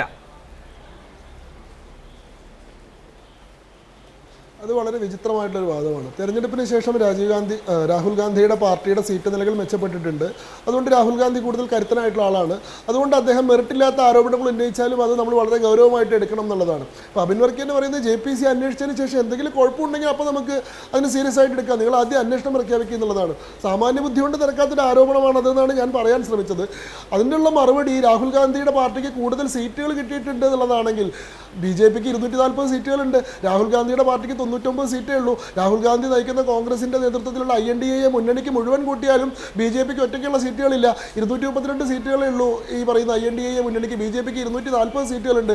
അങ്ങനെയാണെങ്കിൽ രാജ്യത്തെ ജനങ്ങളുടെ കൂടുതൽ അംഗീകാരമുള്ള, രാജ്യത്തെ ഏറ്റവും വലിയ ഒറ്റകക്ഷിയായിട്ടുള്ള BJPക്ക് തന്നെയല്ലേ ഈ കാര്യത്തിൽ, നരേറ്റീവിന്റെ കാര്യത്തിൽ അങ്ങ് പറയുന്ന വാദപ്രകാരമാണെങ്കിൽ ഏറ്റവും വലിയ ശക്തിയുള്ളത്. പിന്നെ ഇത് പറയുമ്പോൾ നരേന്ദ്രമോദി വളരെ ദുർബലനായി നിൽക്കുകയാണ്. കഴിഞ്ഞ തവണ 5 ലക്ഷം ഭൂരിപക്ഷം ഉണ്ടായിരുന്ന സ്ഥലത്ത് ഇത്തവണ 1.5 ലക്ഷം ഭൂരിപക്ഷമേ ഉള്ളൂ എന്നൊക്കെ പറയുമ്പോൾ ഇത് എന്താണ്, സാധാരണ ആളുകളെന്നും ഈ പറയുന്ന കണക്കുകളൊന്നും പരിശോധിക്കില്ല എന്നുള്ളൊരു ആത്മവിശ്വാസം കൊണ്ടായിരിക്കും പറയുന്നത്. കഴിഞ്ഞ തവണ നരേന്ദ്രമോദിക്ക് 4.25 ലക്ഷത്തിൻ്റെ ഭൂരിപക്ഷം ഉണ്ടായിരുന്നത്. അവിടെ കഴിഞ്ഞ തവണ കോൺഗ്രസും സമാജ്വാദി പാർട്ടിയും വെവ്വേറെയായിട്ട് മത്സരിക്കുകയായിരുന്നു. ഇത്തവണ അവർക്ക് വെവ്വേറെ സ്ഥാനാർത്ഥികൾ ഉണ്ടായിരുന്നില്ല. 2019 തെരഞ്ഞെടുപ്പിൽ കോൺഗ്രസിൻ്റെ സ്ഥാനാർത്ഥി, SP-യുടെ സ്ഥാനാർത്ഥി ശാലിനി യാദവ് 1,95,259 വോട്ട്. അതേപോലെ തന്നെ INCയുടെ അജയ് റായ് 1,52,548 വോട്ട്. ഇങ്ങനെ 2 പാർട്ടികളായിട്ട് നിന്നിട്ട് 2 ലക്ഷത്തോളം വോട്ട് പിടിച്ച ആളുകൾ ഇത്തവണ ഒന്നിച്ചിട്ടാണ് മത്സരിച്ചത്. SP-ക്ക് ഇത്തവണ സ്ഥാനാർത്ഥി ഉണ്ടായിരുന്നില്ല. INCയുടെ അജയ് റായ് മാത്രമേ മത്സരിച്ചിട്ടുള്ളൂ. അദ്ദേഹത്തിന് 4 ലക്ഷം വോട്ടുകൾ കിട്ടിയപ്പോൾ സ്വാഭാവികമായിട്ട് നരേന്ദ്രമോദിയുടെ ഭൂരിപക്ഷം കുറയില്ലേ? നരേന്ദ്രമോദിയുടെ വോട്ടുകൾ കുറഞ്ഞിട്ടുണ്ടോ? എത്ര വോട്ടാണ് നരേന്ദ്രമോദിയുടെ വോട്ടുകൾ കുറഞ്ഞത്? കഴിഞ്ഞ 2019 6,72,000 വോട്ട് ഉണ്ടായിരുന്ന നരേന്ദ്രമോദിക്ക് ഇത്തവണ 6,42,000 വോട്ടുകളുണ്ട്. അതായത് ഏറി വന്നാൽ 10% ചെറിയ വ്യത്യാസം മാത്രമേ വോട്ടുകളുടെ കാര്യത്തിൽ സംഭവിച്ചിട്ടുള്ളൂ. ഈ പറയുന്ന പോലെ 3.5 ലക്ഷമോ 5 ലക്ഷമോ വോട്ടുകളുടെ വ്യത്യാസമൊന്നും അവിടെ സംഭവിച്ചിട്ടില്ല എന്ന് കണക്ക് നോക്കിയാൽ നമുക്ക് മനസ്സിലാവും. പിന്നെ രാഹുൽ ഗാന്ധി 2 മണ്ഡലത്തിൽ ജയിച്ചുകൊണ്ട് രാഹുൽ ഗാന്ധിക്ക് കൂടുതൽ സാധ്യത വന്നു എന്നാണെങ്കിൽ രാഹുൽ ഗാന്ധിക്ക് 2 മണ്ഡലത്തിൽ മത്സരിക്കേണ്ടി വന്നത് അദ്ദേഹത്തിൻ്റെ ആത്മവിശ്വാസം ഇല്ലായ്മ കൊണ്ടാണ്. നരേന്ദ്രമോദി ഒറ്റ മണ്ഡലത്തിലല്ലേ മത്സരിച്ചുള്ളൂ. നരേന്ദ്രമോദിക്ക് വേണമെങ്കിൽ ഗുജറാത്തിലോ അഹമ്മദാബാദിലോ പോയി മത്സരിച്ചിട്ട് ഒരു 7 ലക്ഷമോ 8 ലക്ഷമോ ഭൂരിപക്ഷം ഉണ്ടാക്കാമായിരുന്നല്ലോ. അതിൻ്റെ ആവശ്യമില്ല. 2014 2 മണ്ഡലത്തിൽ മത്സരിച്ചു, 2019 വാരണാസിയിൽ മാത്രമേ മത്സരിച്ചുള്ളൂ, 2024 വാരണാസിയിൽ മാത്രമേ മത്സരിച്ചുള്ളൂ. രാഹുൽ ഗാന്ധി ഇത്തവണ അമേഠിയിൽ 2ാമത് മത്സരിക്കാൻ ധൈര്യമില്ലായിട്ട് റായ്ബറേലിയിൽ പോയിട്ട് അമ്മയുടെ മണ്ഡലത്തിൽ കുടുംബ മണ്ഡലത്തിൽ മത്സരിച്ചിട്ടാണ് ഈ പറയുന്ന ഭൂരിപക്ഷം ഉണ്ടാക്കിയത് എന്നുള്ള വസ്തുതയും നിങ്ങൾ ആലോചിച്ചാൽ കൊള്ളാം. അപ്പോൾ ഇതുകൊണ്ടൊന്നും ഈ രാജ്യത്ത് നിൽക്കുന്ന സംവിധാനത്തിന് മാറ്റം ഉണ്ടായിട്ടില്ല. നിങ്ങൾ കുറേ ആദ്യത്തെ ദിവസം നിങ്ങൾ ആശങ്കപ്പെട്ടത് BJPക്ക് ഇനി സർക്കാർ ഉണ്ടാക്കാൻ സാധിക്കുമെന്നായിരുന്നു. BJP സർക്കാർ ഉണ്ടാക്കുകയാണെന്നുള്ള കാര്യത്തിൽ വ്യക്തത വന്നു. അടുത്ത ദിവസം നിങ്ങളുടെ ആശങ്ക നരേന്ദ്രമോദി തന്നെ പ്രധാനമന്ത്രിയാവുമോ അതോ മറ്റാരെങ്കിലും ആണോ എന്നാണ്. ഇന്നലത്തെ ദിവസം അഭിലാഷ ചർച്ചയിൽ പറഞ്ഞത് ശിവരാജ് സിംഗ് ചൗഹാനെ അടിയന്തരമായിട്ട് ഡൽഹിയിലേക്ക് വിളിപ്പിച്ചിരിക്കുന്നത് ചിലപ്പോൾ പ്രധാനമന്ത്രി ആക്കാനാവുന്നതായിരുന്നു. ഇപ്പോൾ നരേന്ദ്രമോദി തന്നെയാണ് പ്രധാനമന്ത്രി എന്നുള്ള കാര്യം വ്യക്തത വന്നു. പിന്നെയുള്ള സംശയം എന്തായിരുന്നു, ഇനി നരേന്ദ്രമോദിയുടെ നേതൃത്വത്തിൽ BJP തന്നെ വീണ്ടും അധികാരത്തിൽ വന്നാലും നിർണായകമായിട്ടുള്ള വകുപ്പുകളൊന്നും BJPക്ക് കിട്ടാൻ സാധ്യതയില്ല, ഘടകകക്ഷികൾ കൂടുതൽ കരുത്തന്മാരാവുന്നതാണ്. ഇന്ന് വാർത്ത വന്നിരിക്കുന്നു ബിഗ് 4 വകുപ്പുകളെല്ലാം, അതായത് നിർണായകമായിട്ടുള്ള പ്രധാനപ്പെട്ട വകുപ്പുകൾ ധനകാര്യം, ആഭ്യന്തരം, പ്രതിരോധം, വിദേശകാര്യം തുടങ്ങിയിട്ടുള്ള 4 ബിഗ് 4 വകുപ്പുകളും BJP തന്നെയാണ് കൈകാര്യം ചെയ്യാൻ പോകുന്നത്, ഘടകകക്ഷികൾക്ക് കൊടുക്കാൻ പോകുന്നില്ല എന്ന്. അതായത് നമ്മുടെ രാജ്യത്ത് ഇതുവരെ നിലനിന്നിരുന്ന സ്റ്റാറ്റസ് കോ തന്നെയാണ് മെയിൻറ്റെയിൻ ചെയ്യപ്പെടുന്നത്. നരേന്ദ്രമോദിയുടെ നേതൃത്വത്തിൽ സർവ്വവിധ പ്രതാപത്തോടും അധികാരത്തോടും കൂടി BJPയുടെ NDAയുടെ സർക്കാർ ഇനിയൊരു 5 വർഷം കൂടി തുടരാൻ പോവുകയാണ്. അതേ സമയത്ത് ഈ പറയുന്ന വലിയ ഘടകകക്ഷികളുടെയൊക്കെ പിന്തുണയോടുകൂടി ശക്തരായ എന്ന് പറയുന്ന പ്രതിപക്ഷത്തിന് ഈ പറയുന്ന INDA മുന്നണിക്ക് അവരുടെ നേതാവ് ആരാണെന്ന് തിരഞ്ഞെടുക്കാൻ എപ്പോഴും സാധിച്ചിട്ടില്ല. 10 കൊല്ലം ഈ രാജ്യത്തൊരു പ്രതിപക്ഷ നേതാവ് ഉണ്ടായിരുന്നില്ല, 10% സീറ്റുകൾ ഇല്ലാത്തതുകൊണ്ട്. ഇത്തവണ കോൺഗ്രസിന് 99 സീറ്റ് ഉള്ളതുകൊണ്ട് സ്വാഭാവികമായിട്ടും പ്രതിപക്ഷ നേതൃസ്ഥാനത്തിന് കോൺഗ്രസിന് ക്ലെയിം വയ്ക്കാം. പക്ഷേ ഘടകകക്ഷികൾ പറയുന്നത് INDA എന്ന് പറയുന്ന ഒരു മുന്നണിയാണ് ഇത്തവണ തെരഞ്ഞെടുപ്പിന് നേരിട്ടത് എന്നതുകൊണ്ട് തന്നെ കോൺഗ്രസ് ഒറ്റയ്ക്ക് പ്രതിപക്ഷ നേതൃസ്ഥാനത്തിന് ക്ലെയിം വെക്കുന്നത് ശരിയല്ല. ആ കാര്യത്തിൽ കൂടി കൂട്ടായ ആലോചന വേണം എന്നുള്ളതാണ്. അതുകൊണ്ട് പ്രതിപക്ഷ നേതാവ് ആരാവും? കഴിഞ്ഞ തവണ അധീർ രഞ്ജൻ ചൗധരി ആയിരുന്നു. അധീർ രഞ്ജൻ ചൗധരി ഇത്തവണ ബംഗാളിൽ യൂസഫ് പത്താനോട് തോറ്റു. അതിനു മുമ്പ് ഉണ്ടായിരുന്ന മല്ലികാർജ്ജുൻ ഖാർഗെ ആണെങ്കിൽ ഇപ്പോൾ രാജ്യസഭയിലാണ്. രാഹുൽ ഗാന്ധിയുടെ പേര് ഒരു കോമൺ കൺസെൻസസ് ആയിട്ട് ഉയർന്നു വന്നിട്ട് പോലുമില്ല. നേരെ തിരിച്ച് BJP നരേന്ദ്രമോദിയുടെ നേതൃത്വത്തിൽ 9-ാം തീയതി സത്യപ്രതിജ്ഞ ചെയ്യാൻ പോവുകയാണ്. ഇതാണ് നമ്മുടെ മുമ്പിലുള്ള റിയാലിറ്റി. ഇതിനെ നിഷേധിക്കാൻ വേണ്ടി നിങ്ങൾ എന്ത് സ്വപ്നവും എന്ത് മോഹവും പങ്കുവെച്ചുള്ളൂ. പിന്നെ ഷിജു ഖാൻ സംസാരിക്കുന്ന കേട്ടപ്പോൾ എനിക്ക് ഓർമ്മ വന്ന് ഞാനും മൂർഖനും കൂടിയിട്ട് ഒരാളെ കടിച്ചു കൊന്നു എന്ന് പറയുന്നത് പോലെയാണ്. INDA മുന്നണി എന്നാണ് അദ്ദേഹം പറഞ്ഞുകൊണ്ടിരിക്കുന്നത്. ഞങ്ങൾ INDA മുന്നണി BJPയെ പരാജയപ്പെടുത്തിയത്. നിങ്ങൾ ഈ INDA മുന്നണിയിൽ പെട്ടിട്ടുള്ള കോൺഗ്രസിനെതിരെയല്ലേ ഇവിടെ മത്സരിച്ചത്?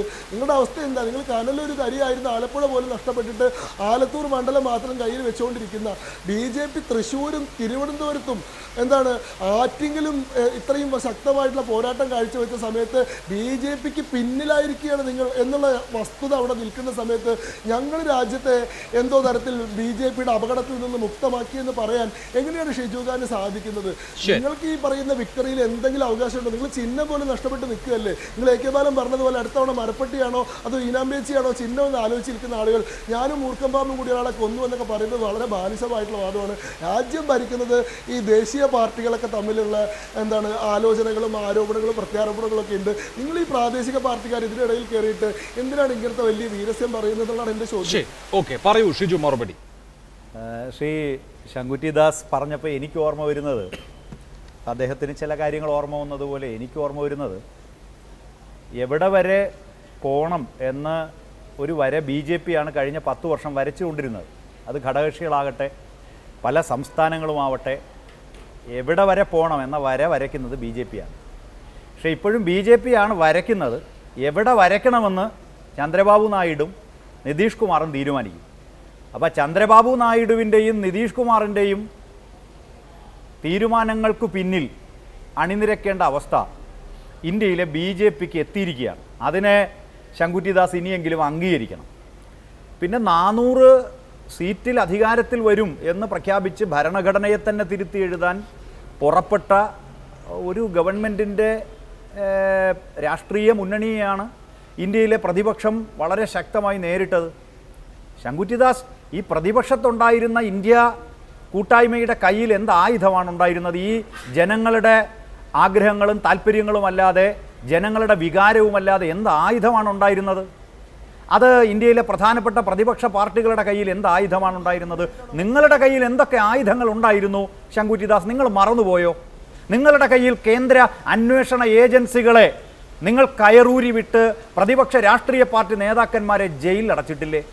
നിങ്ങൾ ഈ പ്രതിപക്ഷ രാഷ്ട്രീയ പാർട്ടിയുടെ ഭാഗമായി നിൽക്കുന്ന മുഖ്യമന്ത്രിമാരെ ജയിലിൽ അടച്ചിട്ടില്ലേ? ജാർഖണ്ഡിലെ, അതോടൊപ്പം പിന്നെ ഡൽഹിയിലെ ഈ തെരഞ്ഞെടുപ്പിൻ്റെ പശ്ചാത്തലത്തിൽ പോലും നിങ്ങൾ വേട്ടയാടി ജയിലിൽ അടച്ചിട്ടില്ലേ? അതോടൊപ്പം പിന്നെ ഘടകകക്ഷികളായിട്ടുള്ള പ്രധാനപ്പെട്ട പാർട്ടികളെ നിങ്ങൾ ഭീകരമായിട്ട് വേട്ടയാടിയില്ലേ? നിങ്ങൾ ശിവസേനയെ പിളർത്തിയില്ലേ? നിങ്ങൾ NCPയെ പിളർത്തിയില്ലേ? പിന്നെ ശങ്കുറ്റിദാസ്, ഒരു കാര്യം കൂടി ഞാൻ പറയാം. നിങ്ങൾ മനസ്സിലാക്കേണ്ടത്, നിങ്ങളിപ്പോൾ കേവല ഭൂരിപക്ഷം തികയ്ക്കാനുള്ളൊരു പാർട്ടി ആയില്ല. കേവല ഭൂരിപക്ഷം തികയ്ക്കണമെങ്കിൽ നിതീഷ് കുമാറിനും അതോടൊപ്പം ചന്ദ്രബാബു നായിഡുവിൻ്റെയും മുന്നിൽ പോയി തല കുരിച്ച് നിൽക്കണം. ഞാൻ അത്രേ പറയുന്നുള്ളൂ. പക്ഷേ നിങ്ങൾ മനസ്സിലാക്കേണ്ടത്, ഇന്ത്യയിലെ പ്രധാനപ്പെട്ട പല പാർട്ടികളും, ദേശീയ പാർട്ടികളും പിന്നെ അതോടൊപ്പം പ്രാദേശിക പാർട്ടികളുമൊക്കെ പല സംസ്ഥാനങ്ങളിൽ തെരഞ്ഞെടുപ്പിലൂടെ അധികാരത്തിൽ വന്നിട്ടും ആ തെരഞ്ഞെടുപ്പ് വിജയത്തെ അംഗീകരിക്കാതെ കോടിക്കണക്കിന് രൂപ നിങ്ങൾ വലവീശി പിടിച്ചുകൊണ്ടും കേന്ദ്ര അന്വേഷണ ഏജൻസികളെ തുറന്നു വിട്ടുകൊണ്ടും ഇന്ത്യയിലെ പ്രധാനപ്പെട്ട സംസ്ഥാനങ്ങൾ കർണാടകയാകട്ടെ, ഹിമാചലാകട്ടെ, മേഘാലയാകട്ടെ, പോണ്ടിച്ചേരിയാകട്ടെ, ഇന്ത്യയിലെ നിരവധി സംസ്ഥാനങ്ങളിൽ നിങ്ങൾ നടത്തിയ അധാർമികമായ കുതിരക്കച്ചവടം, രാഷ്ട്രീയ കുതിരക്കച്ചവടം, അത് ഇന്ത്യയിലെ ഇന്ത്യ മുന്നണി ഇപ്പോൾ നടത്തുന്നില്ല ശങ്കുറ്റിദാസെ. അതാണ് BJPയും ഇന്ത്യ മുന്നണിയുടെ ഭാഗമായ പാർട്ടികളും തമ്മിലുള്ള വ്യത്യാസം. നിങ്ങൾ മനസ്സിലാക്കണം. നിങ്ങളുടെ 241 ഉള്ളൂ. കേവല ഭൂരിപക്ഷം നിങ്ങൾക്കില്ല. കേവല ഭൂരിപക്ഷമില്ലാത്ത നിങ്ങൾ അധികാരത്തിൽ വരേണ്ടതില്ല എന്ന് ഇന്ത്യയിലെ ഇന്ത്യ കൂട്ടായ്മയുടെ ഭാഗമായ പാർട്ടികളൊന്ന് തീരുമാനിച്ചാൽ മതി. ആ തീരുമാനം ഇപ്പോൾ എടുക്കാത്തത് ധാർമ്മികത, രാഷ്ട്രീയ ധാർമ്മികത ഇന്ത്യയിലെ പ്രതിപക്ഷ പാർട്ടികൾക്കുള്ളതുകൊണ്ടാണ്. എന്ന് പറഞ്ഞാൽ ഇന്ത്യ മുന്നണിയുടെ ഭാഗമായി നിൽക്കുന്നവരുടെ ഔദാര്യമാണ് നിങ്ങളുടെ പ്രധാനമന്ത്രി ഇപ്പോൾ സത്യപ്രതിജ്ഞ ചെയ്യുമെന്ന് പറയുന്നത്. പിന്നെ ഒരു കാര്യം കൂടി, ഇടതുപക്ഷത്തെ നിങ്ങൾ വല്ലാതെ അങ്ങ് പിന്നെ ചെറുതാക്കിയും നിസ്സാരവൽക്കരിക്കാനും നിങ്ങൾ ശ്രമിച്ചല്ലോ. നിങ്ങൾ മനസ്സിലാക്കേണ്ടത്, നിങ്ങൾ ഉത്തർപ്രദേശ് ലക്നൗ പിടിക്കുന്നവർ ഇന്ത്യ പിടിക്കുമെന്നാണല്ലോ പറഞ്ഞത്. നിങ്ങൾ എവിടെ? UPയിൽ അഖിലേഷ് യാദവിൻ്റെ SP-യുടെ അവിടുത്തെ പ്രധാനപ്പെട്ട രാഷ്ട്രീയ മുന്നണി നിങ്ങളെ തകർത്ത് തരിപ്പണമാക്കിയില്ലേ? പഞ്ചാബിൽ നിങ്ങളെ തകർത്തില്ലേ? നിങ്ങൾ മഹാരാഷ്ട്രയിൽ നടത്തിയ അധാർമിക കുതിരക്കച്ചവടത്തിന് ആ മഹാരാഷ്ട്രയിലെ ജനം തിരിച്ചടി നൽകി. എന്താ ദേവേന്ദ്ര ഫട്നാവിസ് ഇപ്പോൾ നിങ്ങളുടെ ഉപമുഖ്യമന്ത്രി പറഞ്ഞത്? എനിക്ക് വയ്യ, ഞാൻ ഈ സർക്കാരിനെ ഇവിടെ നിന്ന് മാറാൻ പോകുന്നു, ഈ ഗവൺമെന്റിനെ പിരിച്ചുവിടാൻ പോകുന്നു എന്ന് പറഞ്ഞാൽ എൻ്റെ ശങ്കുറ്റിദാസെ, നിങ്ങൾ മനസ്സിലാക്കേണ്ടത്, നിങ്ങൾ വിറച്ചു തുടങ്ങി. പിന്നെ ഇടതുപക്ഷത്തെ സംബന്ധിച്ച് നിങ്ങൾ പറഞ്ഞല്ലോ, ഞാൻ അഭിലാഷ് അതിന് കൂടി ഞാൻ മറുപടി പറയാം. ഒറ്റ കാര്യം, ഇടതുപക്ഷം ഉത്തരേന്ത്യയിൽ ഹിന്ദി ഹൃദയഭൂമിയിൽ 25 വർഷത്തിന് ശേഷം രാജസ്ഥാനിൽ അമ്പറാറാം ചെങ്കൊടി ഉയർത്തി കഴിഞ്ഞു. നിങ്ങൾ മനസ്സിലാക്കണം. അതോടൊപ്പം CPIക്ക് 2 സീറ്റ്, CPIMന് 4 സീറ്റ്, CPIML 2 സീറ്റ്. അങ്ങനെ ഇന്ത്യയിലെ ഇടതുപക്ഷം വാസ്തവത്തിൽ ഇന്ത്യ കൂട്ടായ്മയുടെ അനിഷേധ്യമായ ഒരു ഭാഗമായി മാറി, ഒരു സംശയം വേണ്ട. പിന്നെ നിങ്ങൾ മനസ്സിലാക്കേണ്ടത്, ഇപ്പോൾ നിങ്ങൾ മുന്നോട്ട് വയ്ക്കുക, നിങ്ങൾ വിറച്ചു. നിങ്ങളുടെ ഭാഷ ഞാൻ പരിശോധിക്കുകയായിരുന്നു, ആ ഭാഷയ്ക്കുള്ളിലെ ലിംഗ്വിസ്റ്റിക്സ് പരിശോധിക്കുകയായിരുന്നു. ഇതായിരുന്നില്ല ഡൽഹിയിലെ മുഖ്യമന്ത്രി അരവിന്ദ് കെജ്രിവാളിനെ അർദ്ധരാത്രി നിങ്ങൾ പിടിച്ച് ജയിലിലിട്ടല്ലോ. ഹേമന്ത് സോറനെ നിങ്ങൾ ജയിലിലിട്ടല്ലോ. ആ മുഖ്യമന്ത്രിമാരെ ജയിലിലിട്ട്, സംസ്ഥാന മന്ത്രിമാരെ ജയിലിലടച്ച്, ഈ തമിഴ്നാട്ടിലെ മന്ത്രി അടക്കം നിങ്ങൾ ജയിലിലടച്ച്, എൻഫോഴ്സ്മെന്റ് ഡയറക്ടറേറ്റിനെ, NIA-യെ, CBI-യെ നിങ്ങളുടെ ആയുധമാക്കി വെച്ചിട്ടും എൻ്റെ ശങ്കുറ്റിദാസെ, ഇന്ത്യയിലെ കർഷകരാണ് വിജയിച്ചത്, ഇന്ത്യയിലെ ദളിതരാണ് വിജയിച്ചത്, ഇന്ത്യയിലെ ആദിവാസികളാണ് വിജയിച്ചത്. നിങ്ങളുടെ നാളുകൾ, നിങ്ങൾ സത്യപ്രതിജ്ഞ ചെയ്തോ? നിങ്ങളുടെ നാളുകൾ എണ്ണപ്പെട്ടു. പ്രതിപക്ഷം നിങ്ങൾ ചെയ്ത ഓരോന്നിനും മറുപടി പറയിച്ചിട്ടേ പോകൂ ശങ്കുറ്റിദാസേ. ശരി, ഓക്കെ. ഇവിടെ ശ്രീ അബിൻ നേരത്തെ ഇവിടെ ഉന്നയിക്കപ്പെട്ട ഒരു ചോദ്യം, ആരാണ് ഇന്ത്യ മുന്നണിയുടെ നേതാവ് എന്നുള്ളതാണ്. NDAയുടെ നേതാവായി നരേന്ദ്രമോദിയെ അവർ തെരഞ്ഞെടുത്തു കഴിഞ്ഞു. ഇന്ത്യ മുന്നണിക്ക് ഒരു നേതാവ് വേണം. ഈ 232 MP-മാർക്കും ഒരു ഒറ്റ ഫ്ലോർ മാനേജ്മെന്റും ഒരൊറ്റ നേതൃത്വവും ഉണ്ടാകുമോ? പലരും പരസ്പരം മത്സരിച്ച് വന്നതാണ്. ഈ 232-ൽ പെട്ട ആളാണ് K. രാധാകൃഷ്ണൻ. ഈ 232-ൽ പെട്ട ആളുകളാണ് തൃണമൂലിന്റെ 29 MP-മാർ. ഇവരൊക്കെ പരസ്പരം മത്സരിച്ചു വന്നവരൊക്കെയാണ്. അപ്പോൾ നിങ്ങൾ നിങ്ങൾ ഒരൊറ്റ ബ്ലോക്കായി, ഒരൊറ്റ നേതൃത്വമായി വരുന്ന 5 കൊല്ലം പ്രവർത്തിക്കാൻ ആ നിലയ്ക്ക് സന്നദ്ധമായിട്ടുണ്ടോ? അതോ ഇതൊരു തെരഞ്ഞെടുപ്പ് അറേഞ്ച്മെന്റ് എന്നുള്ളതിനപ്പുറത്ത് 99 അംഗങ്ങളുള്ള പാർട്ടിയും 29 അംഗങ്ങളുള്ള പാർട്ടിയും 37 അംഗങ്ങളുള്ള പാർട്ടിയും ഒക്കെയായി മാറാൻ പോവുകയാണ്?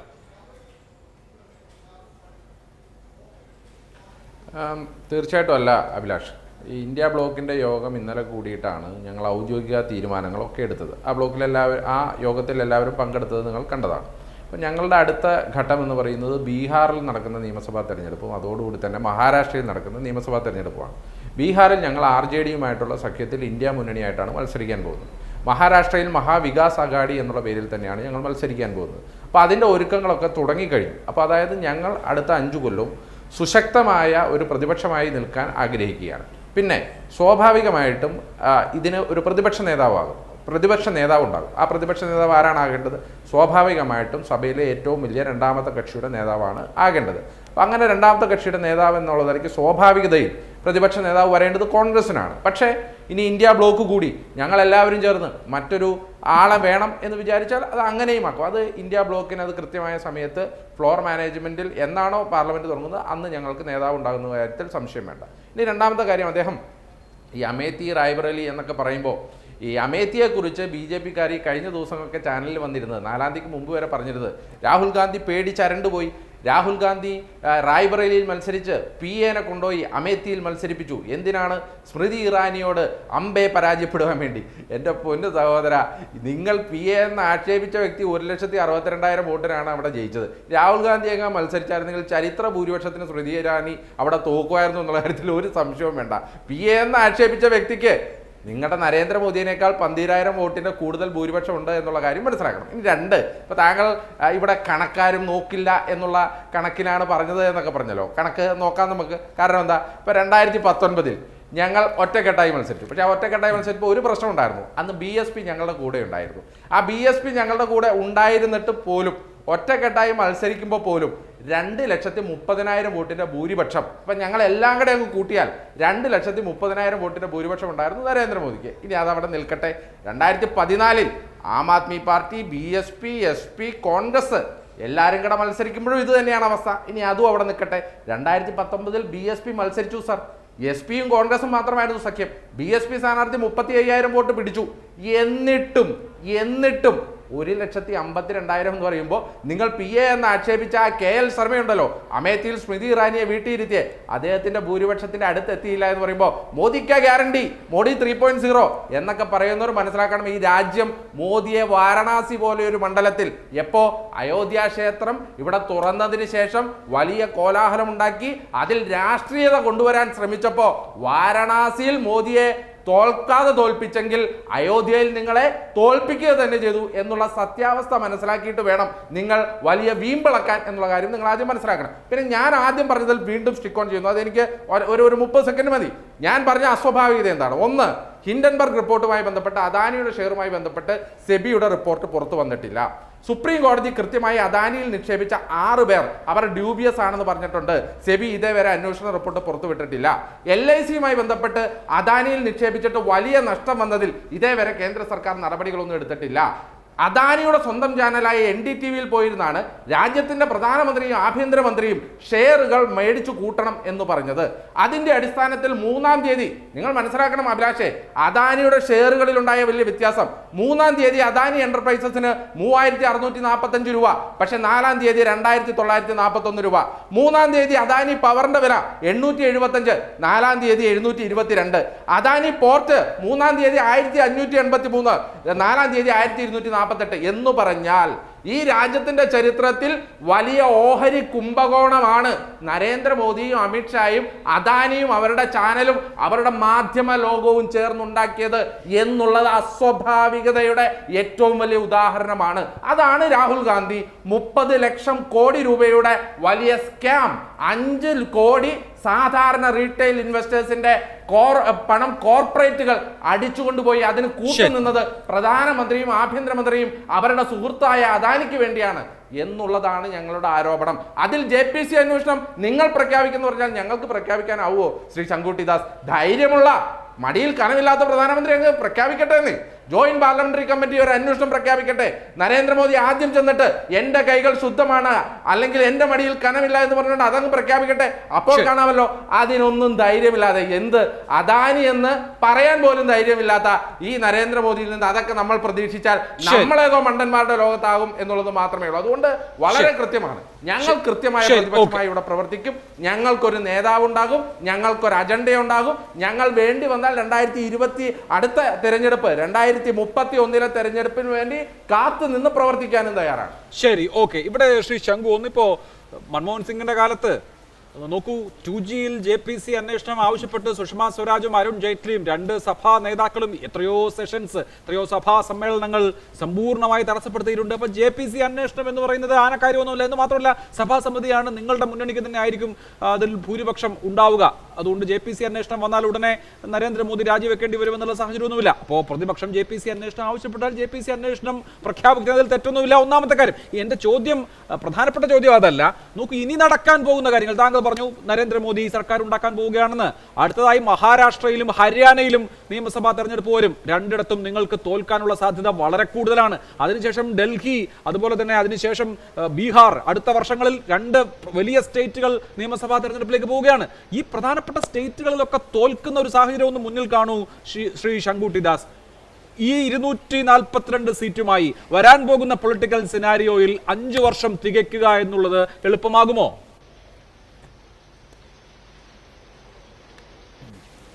നോക്കൂ, അങ്ങയുടെ ആദ്യത്തെ ചോദ്യം, JPC അന്വേഷണം നടത്തുന്നതുകൊണ്ട് എന്താണ് കുഴപ്പം? മുൻപ് 2G സ്കാമിന്റെയും അതേപോലെ തന്നെ കോൾ സ്കാമിന്റെയൊക്കെ സമയത്ത് BJP JPC അന്വേഷണം ആവശ്യപ്പെട്ടിട്ടുണ്ടായിരുന്നല്ലോ എന്നുള്ളതാണ്. നമുക്ക് അവിടെ BJPക്ക് പെട്ടെന്ന് സ്വപ്നത്തിലൊരു വെളിപാടുണ്ടായപ്പോൾ BJP JPC അന്വേഷണം ആവശ്യപ്പെട്ടതല്ല. ഈ പറയുന്ന 2G സ്കാമിന്റെ കാര്യത്തിൽ അഴിമതി നടന്നിട്ടുണ്ട് എന്നത് CAG റിപ്പോർട്ടിൽ പറഞ്ഞിട്ടുള്ളതാണ്. കൺട്രോളർ ആൻഡ് ഓഡിറ്റർ ജനറലിന്റെ റിപ്പോർട്ടിൽ രാജ്യത്തിന് ഇത്ര കോടി രൂപയുടെ നഷ്ടം ഉണ്ടായി എന്ന് പറയുമ്പോൾ ആ കാര്യത്തിലുമുള്ള അന്വേഷണം വേണം, കേസ് വേണമെന്ന് BJP പറയുന്നത് സ്വാഭാവികമാണ്. ഇവിടെ എന്ത് റിപ്പോർട്ടിന്റെ അടിസ്ഥാനത്തിലാണ് ഇവർ ഈ പറഞ്ഞുകൊണ്ടിരിക്കുന്നത്? രാഹുൽ ഗാന്ധിക്ക് വെളിപാടുണ്ടായതിന്റെ അടിസ്ഥാനത്തിലോ?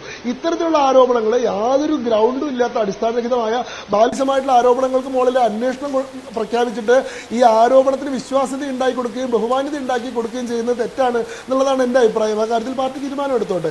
രണ്ട്, അദ്ദേഹം ഈ ആരോപണത്തിന്റെ വിശ്വാസ്യതയ്ക്ക് ഒരു ഉദാഹരണമായിട്ട് പറയുന്നത് ഹിൻഡൻബർഗ് റിപ്പോർട്ടാണ്. എന്താണ് ഹിൻഡൻബർഗ് റിപ്പോർട്ട് എന്ന് പറയുന്നത്? അതായത് എന്ത് ആരോപണത്തിനും ഒരു അദാനി കണക്ഷൻ കൊണ്ടുവന്നിട്ട് അതിന് കുറെ ആരോപണങ്ങൾ ഉന്നയിച്ചു കഴിഞ്ഞാൽ അതിനൊക്കെ വിശ്വാസ്യത വരുന്ന പറയുന്നതിന് അർത്ഥമില്ല. ഈ ഹിൻഡൻബർഗ് എന്ന് പറയുന്നത് ഈ കാര്യങ്ങൾ പഠനം നടത്തുന്ന ഒരു ഏജൻസി പോലുമല്ല. ഹിൻഡൻബർഗ് എന്ന് പറയുന്നത് ഒരു ഷോർട്ട് സെല്ലറാണ്. കൃത്യമായിട്ടുള്ള കൊമേഴ്ഷ്യൽ താല്പര്യം മുൻനിർത്തിക്കൊണ്ടാണ് ഇന്ത്യൻ ബ്രാൻഡായിട്ടുള്ള അദാനിക്കെതിരെ ആരോപണം ഉന്നയിച്ചത്. അതിനുശേഷം വന്നിട്ടുള്ള വെളിപ്പെടുത്തൽ എന്താ? അദാനിക്കെതിരെ ഈ പറയുന്ന ഹിറ്റ് ആൻഡ് റൺ നടത്തി അദാനിയുടെ ഷെയറുകൾക്ക് വില കുറഞ്ഞ സമയത്ത് ഈ ഹിൻഡൻബർഗ് തന്നെ പ്രോഫിറ്റ് പർച്ചേസ് നടത്തിയിരുന്നു. ഹിൻഡൻബർഗ് തന്നെ കുറഞ്ഞ നിരക്കിൽ നിന്നിരുന്ന അദാനി ഷെയറുകൾ വാങ്ങിക്കുകയും പിന്നീട് അദാനി ഷെയറുകൾ മാർക്കറ്റിൽ സ്റ്റേബിൾ ആയ സമയത്ത് ഈ ഷെയറുകൾ വിറ്റിട്ട് കാശുണ്ടാക്കുകയും ചെയ്തു. അതായത് താൻ ഉന്നയിച്ചിട്ടുള്ള ആരോപണത്തിന്റെ ഡയറക്റ്റ് മോണിറ്ററി ബെനിഫിഷ്യറിയാണ് ഹിൻഡൻബർഗ്. ആ ഹിൻഡൻബർഗിന്റെ റിപ്പോർട്ട് വെച്ചുകൊണ്ടാണ് ഇവർ ഇപ്പോഴും സംസാരിച്ചുകൊണ്ടിരിക്കുന്നത് പറയുന്നത് എന്തൊരു ബാലിശമായിട്ടുള്ള വാദമാണ്. ഏതായാലും ഈ പറയുന്ന അങ്ങയുടെ ആശങ്കയ്ക്കൊന്നും യാതൊരു അടിസ്ഥാനവുമില്ല. BJP ഈ പറയുന്ന 272 മുകളിൽ സീറ്റുകൾ നേടിയിട്ട് ഒറ്റയ്ക്ക് ഭൂരിപക്ഷത്തിൽ അധികാരത്തിലിടുന്ന BJPക്ക് സംസ്ഥാന തെരഞ്ഞെടുപ്പുകളിൽ തിരിച്ചടി ഉണ്ടായിട്ടുണ്ട്. അങ്ങനെ എല്ലാത്ത സമയത്തും BJP ഈ പറയുന്ന നിയമസഭാ തെരഞ്ഞെടുപ്പിൽ വിജയിച്ചിട്ടുമുണ്ട്. ഈ നിയമസഭാ തെരഞ്ഞെടുപ്പ് ചർച്ച അവസാനത്തെ മിനിറ്റുകളിലാണ്.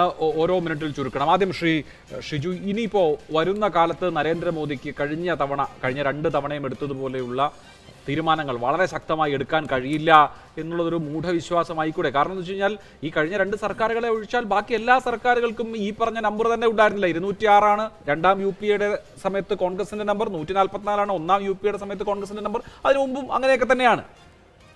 അല്ല, ഇവിടെ ആ സാഹചര്യങ്ങളൊന്നുമല്ല ഇന്ന് വന്നിട്ടുള്ളത്. അന്ന് പല തരത്തിലുമുള്ള രാഷ്ട്രീയ മാറ്റങ്ങളോടുള്ള ജനങ്ങളുടെ പ്രതികരണം എന്ന നിലയിലാണ്. എന്നാൽ ഇപ്പോൾ അതല്ല. ഇപ്പോൾ രാജ്യത്തിൻ്റെ ഭരണഘടന തന്നെ സംരക്ഷിക്കേണ്ടുന്ന ഒരു പോരാട്ടത്തിലാണ് ജനങ്ങൾ അണിനിരുന്നത്. അതുകൊണ്ടാണ് ശക്തമായ അഭിപ്രായ വ്യത്യാസങ്ങൾ പല സ്റ്റേറ്റുകളിലും ഉള്ള രാഷ്ട്രീയ പാർട്ടികൾ തന്നെ ഒരു ഒറ്റക്കെട്ടായി അതല്ലെങ്കിൽ BJP വിരുദ്ധ കൂട്ടായ്മയായിട്ട് ഈ തെരഞ്ഞെടുപ്പിനെ നേരിടുകയും ചെയ്തിട്ടുള്ളത്. പിന്നെ രണ്ടാമത്തേത്, നമ്മളിപ്പോൾ കാണേണ്ടത് ഈ 241 സീറ്റിനെ കുറിച്ച് BJP ചർച്ച ചെയ്യുമ്പോൾ തന്നെ പുതുശ്ശേരിയിൽ 0, പിന്നെ ലഡാക്ക് 0, ചണ്ഡീഗഡ് 0, ദാമൻ ദിയു 0, തമിഴ്നാട് 0, ജസ്റ്റ് കേൾക്കൂ, സിക്കിം 0, മണിപ്പൂരിലെ 2 പോയി, അവിടെ BJPക്ക് നഷ്ടപ്പെട്ടു. രാജസ്ഥാൻ 10 പോയി, കർണാടക 8 പോയി, മഹാരാഷ്ട്ര 13 പോയി, ഉത്തർപ്രദേശ് 31 പോയി. അങ്ങനെ മിസോറാം 0, മേഘാലയ 0. പിന്നെ ഈ BJP-യോടൊപ്പം ഉണ്ടായിരുന്ന ശിവസേന പിന്നെ BJP-യിൽ ഇല്ലാതെ ആകുന്ന അവസ്ഥ വന്നു. അതുകൊണ്ടാണ് പിളർത്തിയത്. അതോടൊപ്പം ശിരോമണി അകാലിദൾ BJP മുന്നണിയിലുണ്ടായിരുന്നു, അതുപോയി. എന്ന് പറഞ്ഞാൽ ഒറ്റക്കെട്ടാണെന്ന NDA തകരുകയാണ്. NDA തകർന്നു എന്നുള്ള യാഥാർത്ഥ്യം BJP മനസ്സിലാക്കുന്നില്ല. ഇപ്പോൾ ഏറ്റവും പുതിയ സാഹചര്യം പരിശോധിക്കുമ്പോഴും BJP-ക്ക് ഈ കേവല ഭൂരിപക്ഷം തികയ്ക്കാൻ കഴിയുന്നില്ല. അവർക്ക് എത്ര അവർ ഭീഷണിപ്പെടുത്തിയാലും കിട്ടാവുന്ന സീറ്റുകൾക്ക് പരിമിതിയുണ്ട്. പ്രതിപക്ഷത്ത് വളരെ ശക്തമായിട്ടുള്ള ഒരു മുന്നേറ്റത്തിന് കഴിയുന്ന നല്ല രാഷ്ട്രീയ ഇച്ഛാശക്തിയോടുകൂടിയാണ്. അത് പാറ്റ്നയിലെ യോഗമാകട്ടെ, ബാംഗ്ലൂരിലെ യോഗമാകട്ടെ, രാജ്യത്ത് പലയിടങ്ങളിലും നടന്ന ഇന്ത്യ കൂട്ടായ്മയുടെ യോഗമാകട്ടെ, ഇതെല്ലാം വളരെ കൃത്യമായ പ്ലാനിങ്ങിന്റെ അടിസ്ഥാനത്തിൽ BJP-യെ പരാജയപ്പെടുത്തുക എന്ന യാഥാർത്ഥ്യത്തിലേക്കാണ് എത്തിയത്. ഇതായിരുന്നില്ല അങ്ങ് പറഞ്ഞ പല കാലങ്ങളിലെയും തെരഞ്ഞെടുപ്പ് സ്ട്രാറ്റജി. അപ്പോൾ നമുക്ക് അതിനൊരു മറുപടി കൊടുത്തുകൊണ്ട് അവസാനിപ്പിക്കാം. ശ്രീ ശംഖു, ഒന്ന് ഇപ്പോൾ പല കമ്പൽഷൻസ് പല ആളുകളെ സംബന്ധിച്ചും ഉണ്ടാകും. ഇവിടെ ഇപ്പോൾ ഒരു എതിർ സർക്കാർ ഉണ്ടാക്കാൻ അധ്വാനിക്കുന്നത് ആരൊക്കെയാണെന്ന് നോക്കൂ. ഒന്ന് മമതാ ബാനർജിയാണ്, 2 ശരത് പവാറും ഉദ്ധവ് താക്കറെയുമാണ്, കോൺഗ്രസ് അല്ല. എന്ന് പറഞ്ഞാൽ ഇവർക്കൊക്കെ നിങ്ങളോട് തീർത്താൽ തീരാത്തത്ര ബുദ്ധിമുട്ടുണ്ട്, വിരോധമുണ്ട്. മുൻകാലങ്ങളിലേതുപോലെ അല്ല. ഒരു കാരണവശാലും അവർ BJP-ക്കൊപ്പം വരില്ല. മുൻകാലങ്ങളിൽ വന്നിട്ടുണ്ട്, ഇനി വരില്ല എന്ന സാഹചര്യമുണ്ട്. ഏത് വിധേനയും മോദി മാറണമെന്നുള്ളതാണ് അവരുടെ ആഗ്രഹവും. അല്ല, ഇവർക്ക് BJP-യോട് മാത്രമല്ല, ഇവർക്ക് കോൺഗ്രസിനോട് അങ്ങനത്തെ വിരോധം ഉണ്ടെന്ന്. കോൺഗ്രസിൽ നിന്ന് പിരിഞ്ഞു പോയിട്ടാണ് തൃണമൂൽ കോൺഗ്രസ് ഉണ്ടാക്കിയത് മമതാ ബാനർജി ശാരീരികമായിട്ട് ആക്രമിച്ചത് കോൺഗ്രസ് ആണ്. രാഹുൽ ഗാന്ധി ഭാരത് ജോഡോ യാത്ര നടത്തുമ്പോൾ അവിടെ ഊണ് കഴിക്കാൻ ഇരിക്കാനുള്ള സ്ഥലം പോലും കൊടുക്കാതിരുന്നത് മമതാ ബാനർജിയാണ്. ഇന്നിപ്പോൾ INDA മീറ്റിംഗിൽ മമതാ ബാനർജി പോയിട്ടില്ല, അഭിനവ് ബാനർജിനെയാണ് അയച്ചിട്ടുള്ളത്. അപ്പോൾ അതവിടെ നിൽക്കട്ടെ. ഞാൻ ഈ CPM പ്രതിനിധിയുടെ വാദത്തിനൊന്ന് മറുപടി പറഞ്ഞോട്ടെ. കഴിഞ്ഞ അവസരത്തിലും എനിക്ക് കിട്ടിയില്ല. അതായത് അദ്ദേഹം അവരെ പറ്റി പറയുമ്പോൾ INDA മുന്നണി എന്ന് പറയുകയും BJP പറ്റി പറയുമ്പോൾ BJP എന്ന് പറയുന്ന പാർട്ടി, അതായത് അവരുടെ പാർട്ടി തകർന്ന് തരിപ്പണമായിട്ട് 1.76% വോട്ട് മാത്രമായിട്ട് നിൽക്കുകയാണ്. 2004-ൽ 43 MP-മാരുണ്ടായിരുന്ന 5.66% വോട്ട് ഉണ്ടായിരുന്ന പാർട്ടിക്ക് 2014 ആയപ്പോഴേക്കും ആകെ 9 MP-മാരായി 3.24% വോട്ടായി. 2024 ആയപ്പോഴേക്കും ആകെ 4 MP-മാരായി 1.76% വോട്ടായി. ഉപ്പുവെച്ച കലം പോലെയായി. എന്നിട്ട് അവര് തെരഞ്ഞെടുപ്പിന് മുന്നേ തന്നെ NDA എന്ന് പറയുന്ന സഖ്യം ഉണ്ടാക്കി JDU-നെയും ഈ PDP-നെയും ഒക്കെ ഒന്നിച്ച് നിർത്തി 292 സീറ്റ് മേടിച്ച BJP തകർന്നു എന്ന് പറയാണ്. ഇവർ ഈ പാർട്ടികളെ ഒന്നും പിടിക്കാത്തത് ഇവരുടെ ഔദാര്യം കൊണ്ടല്ല. ഇവരൊക്കെ ശ്രമിച്ചിരുന്നല്ലോ. തെലുങ്കുദേശം പാർട്ടിക്ക് പ്രത്യേക ഓഫർ കൊടുത്തിരുന്നല്ലോ. ഈ പറയുന്ന നിതീഷ് കുമാറിനെ ഉപപ്രധാനമന്ത്രിയാക്കാന്ന് പറഞ്ഞിരുന്നല്ലോ.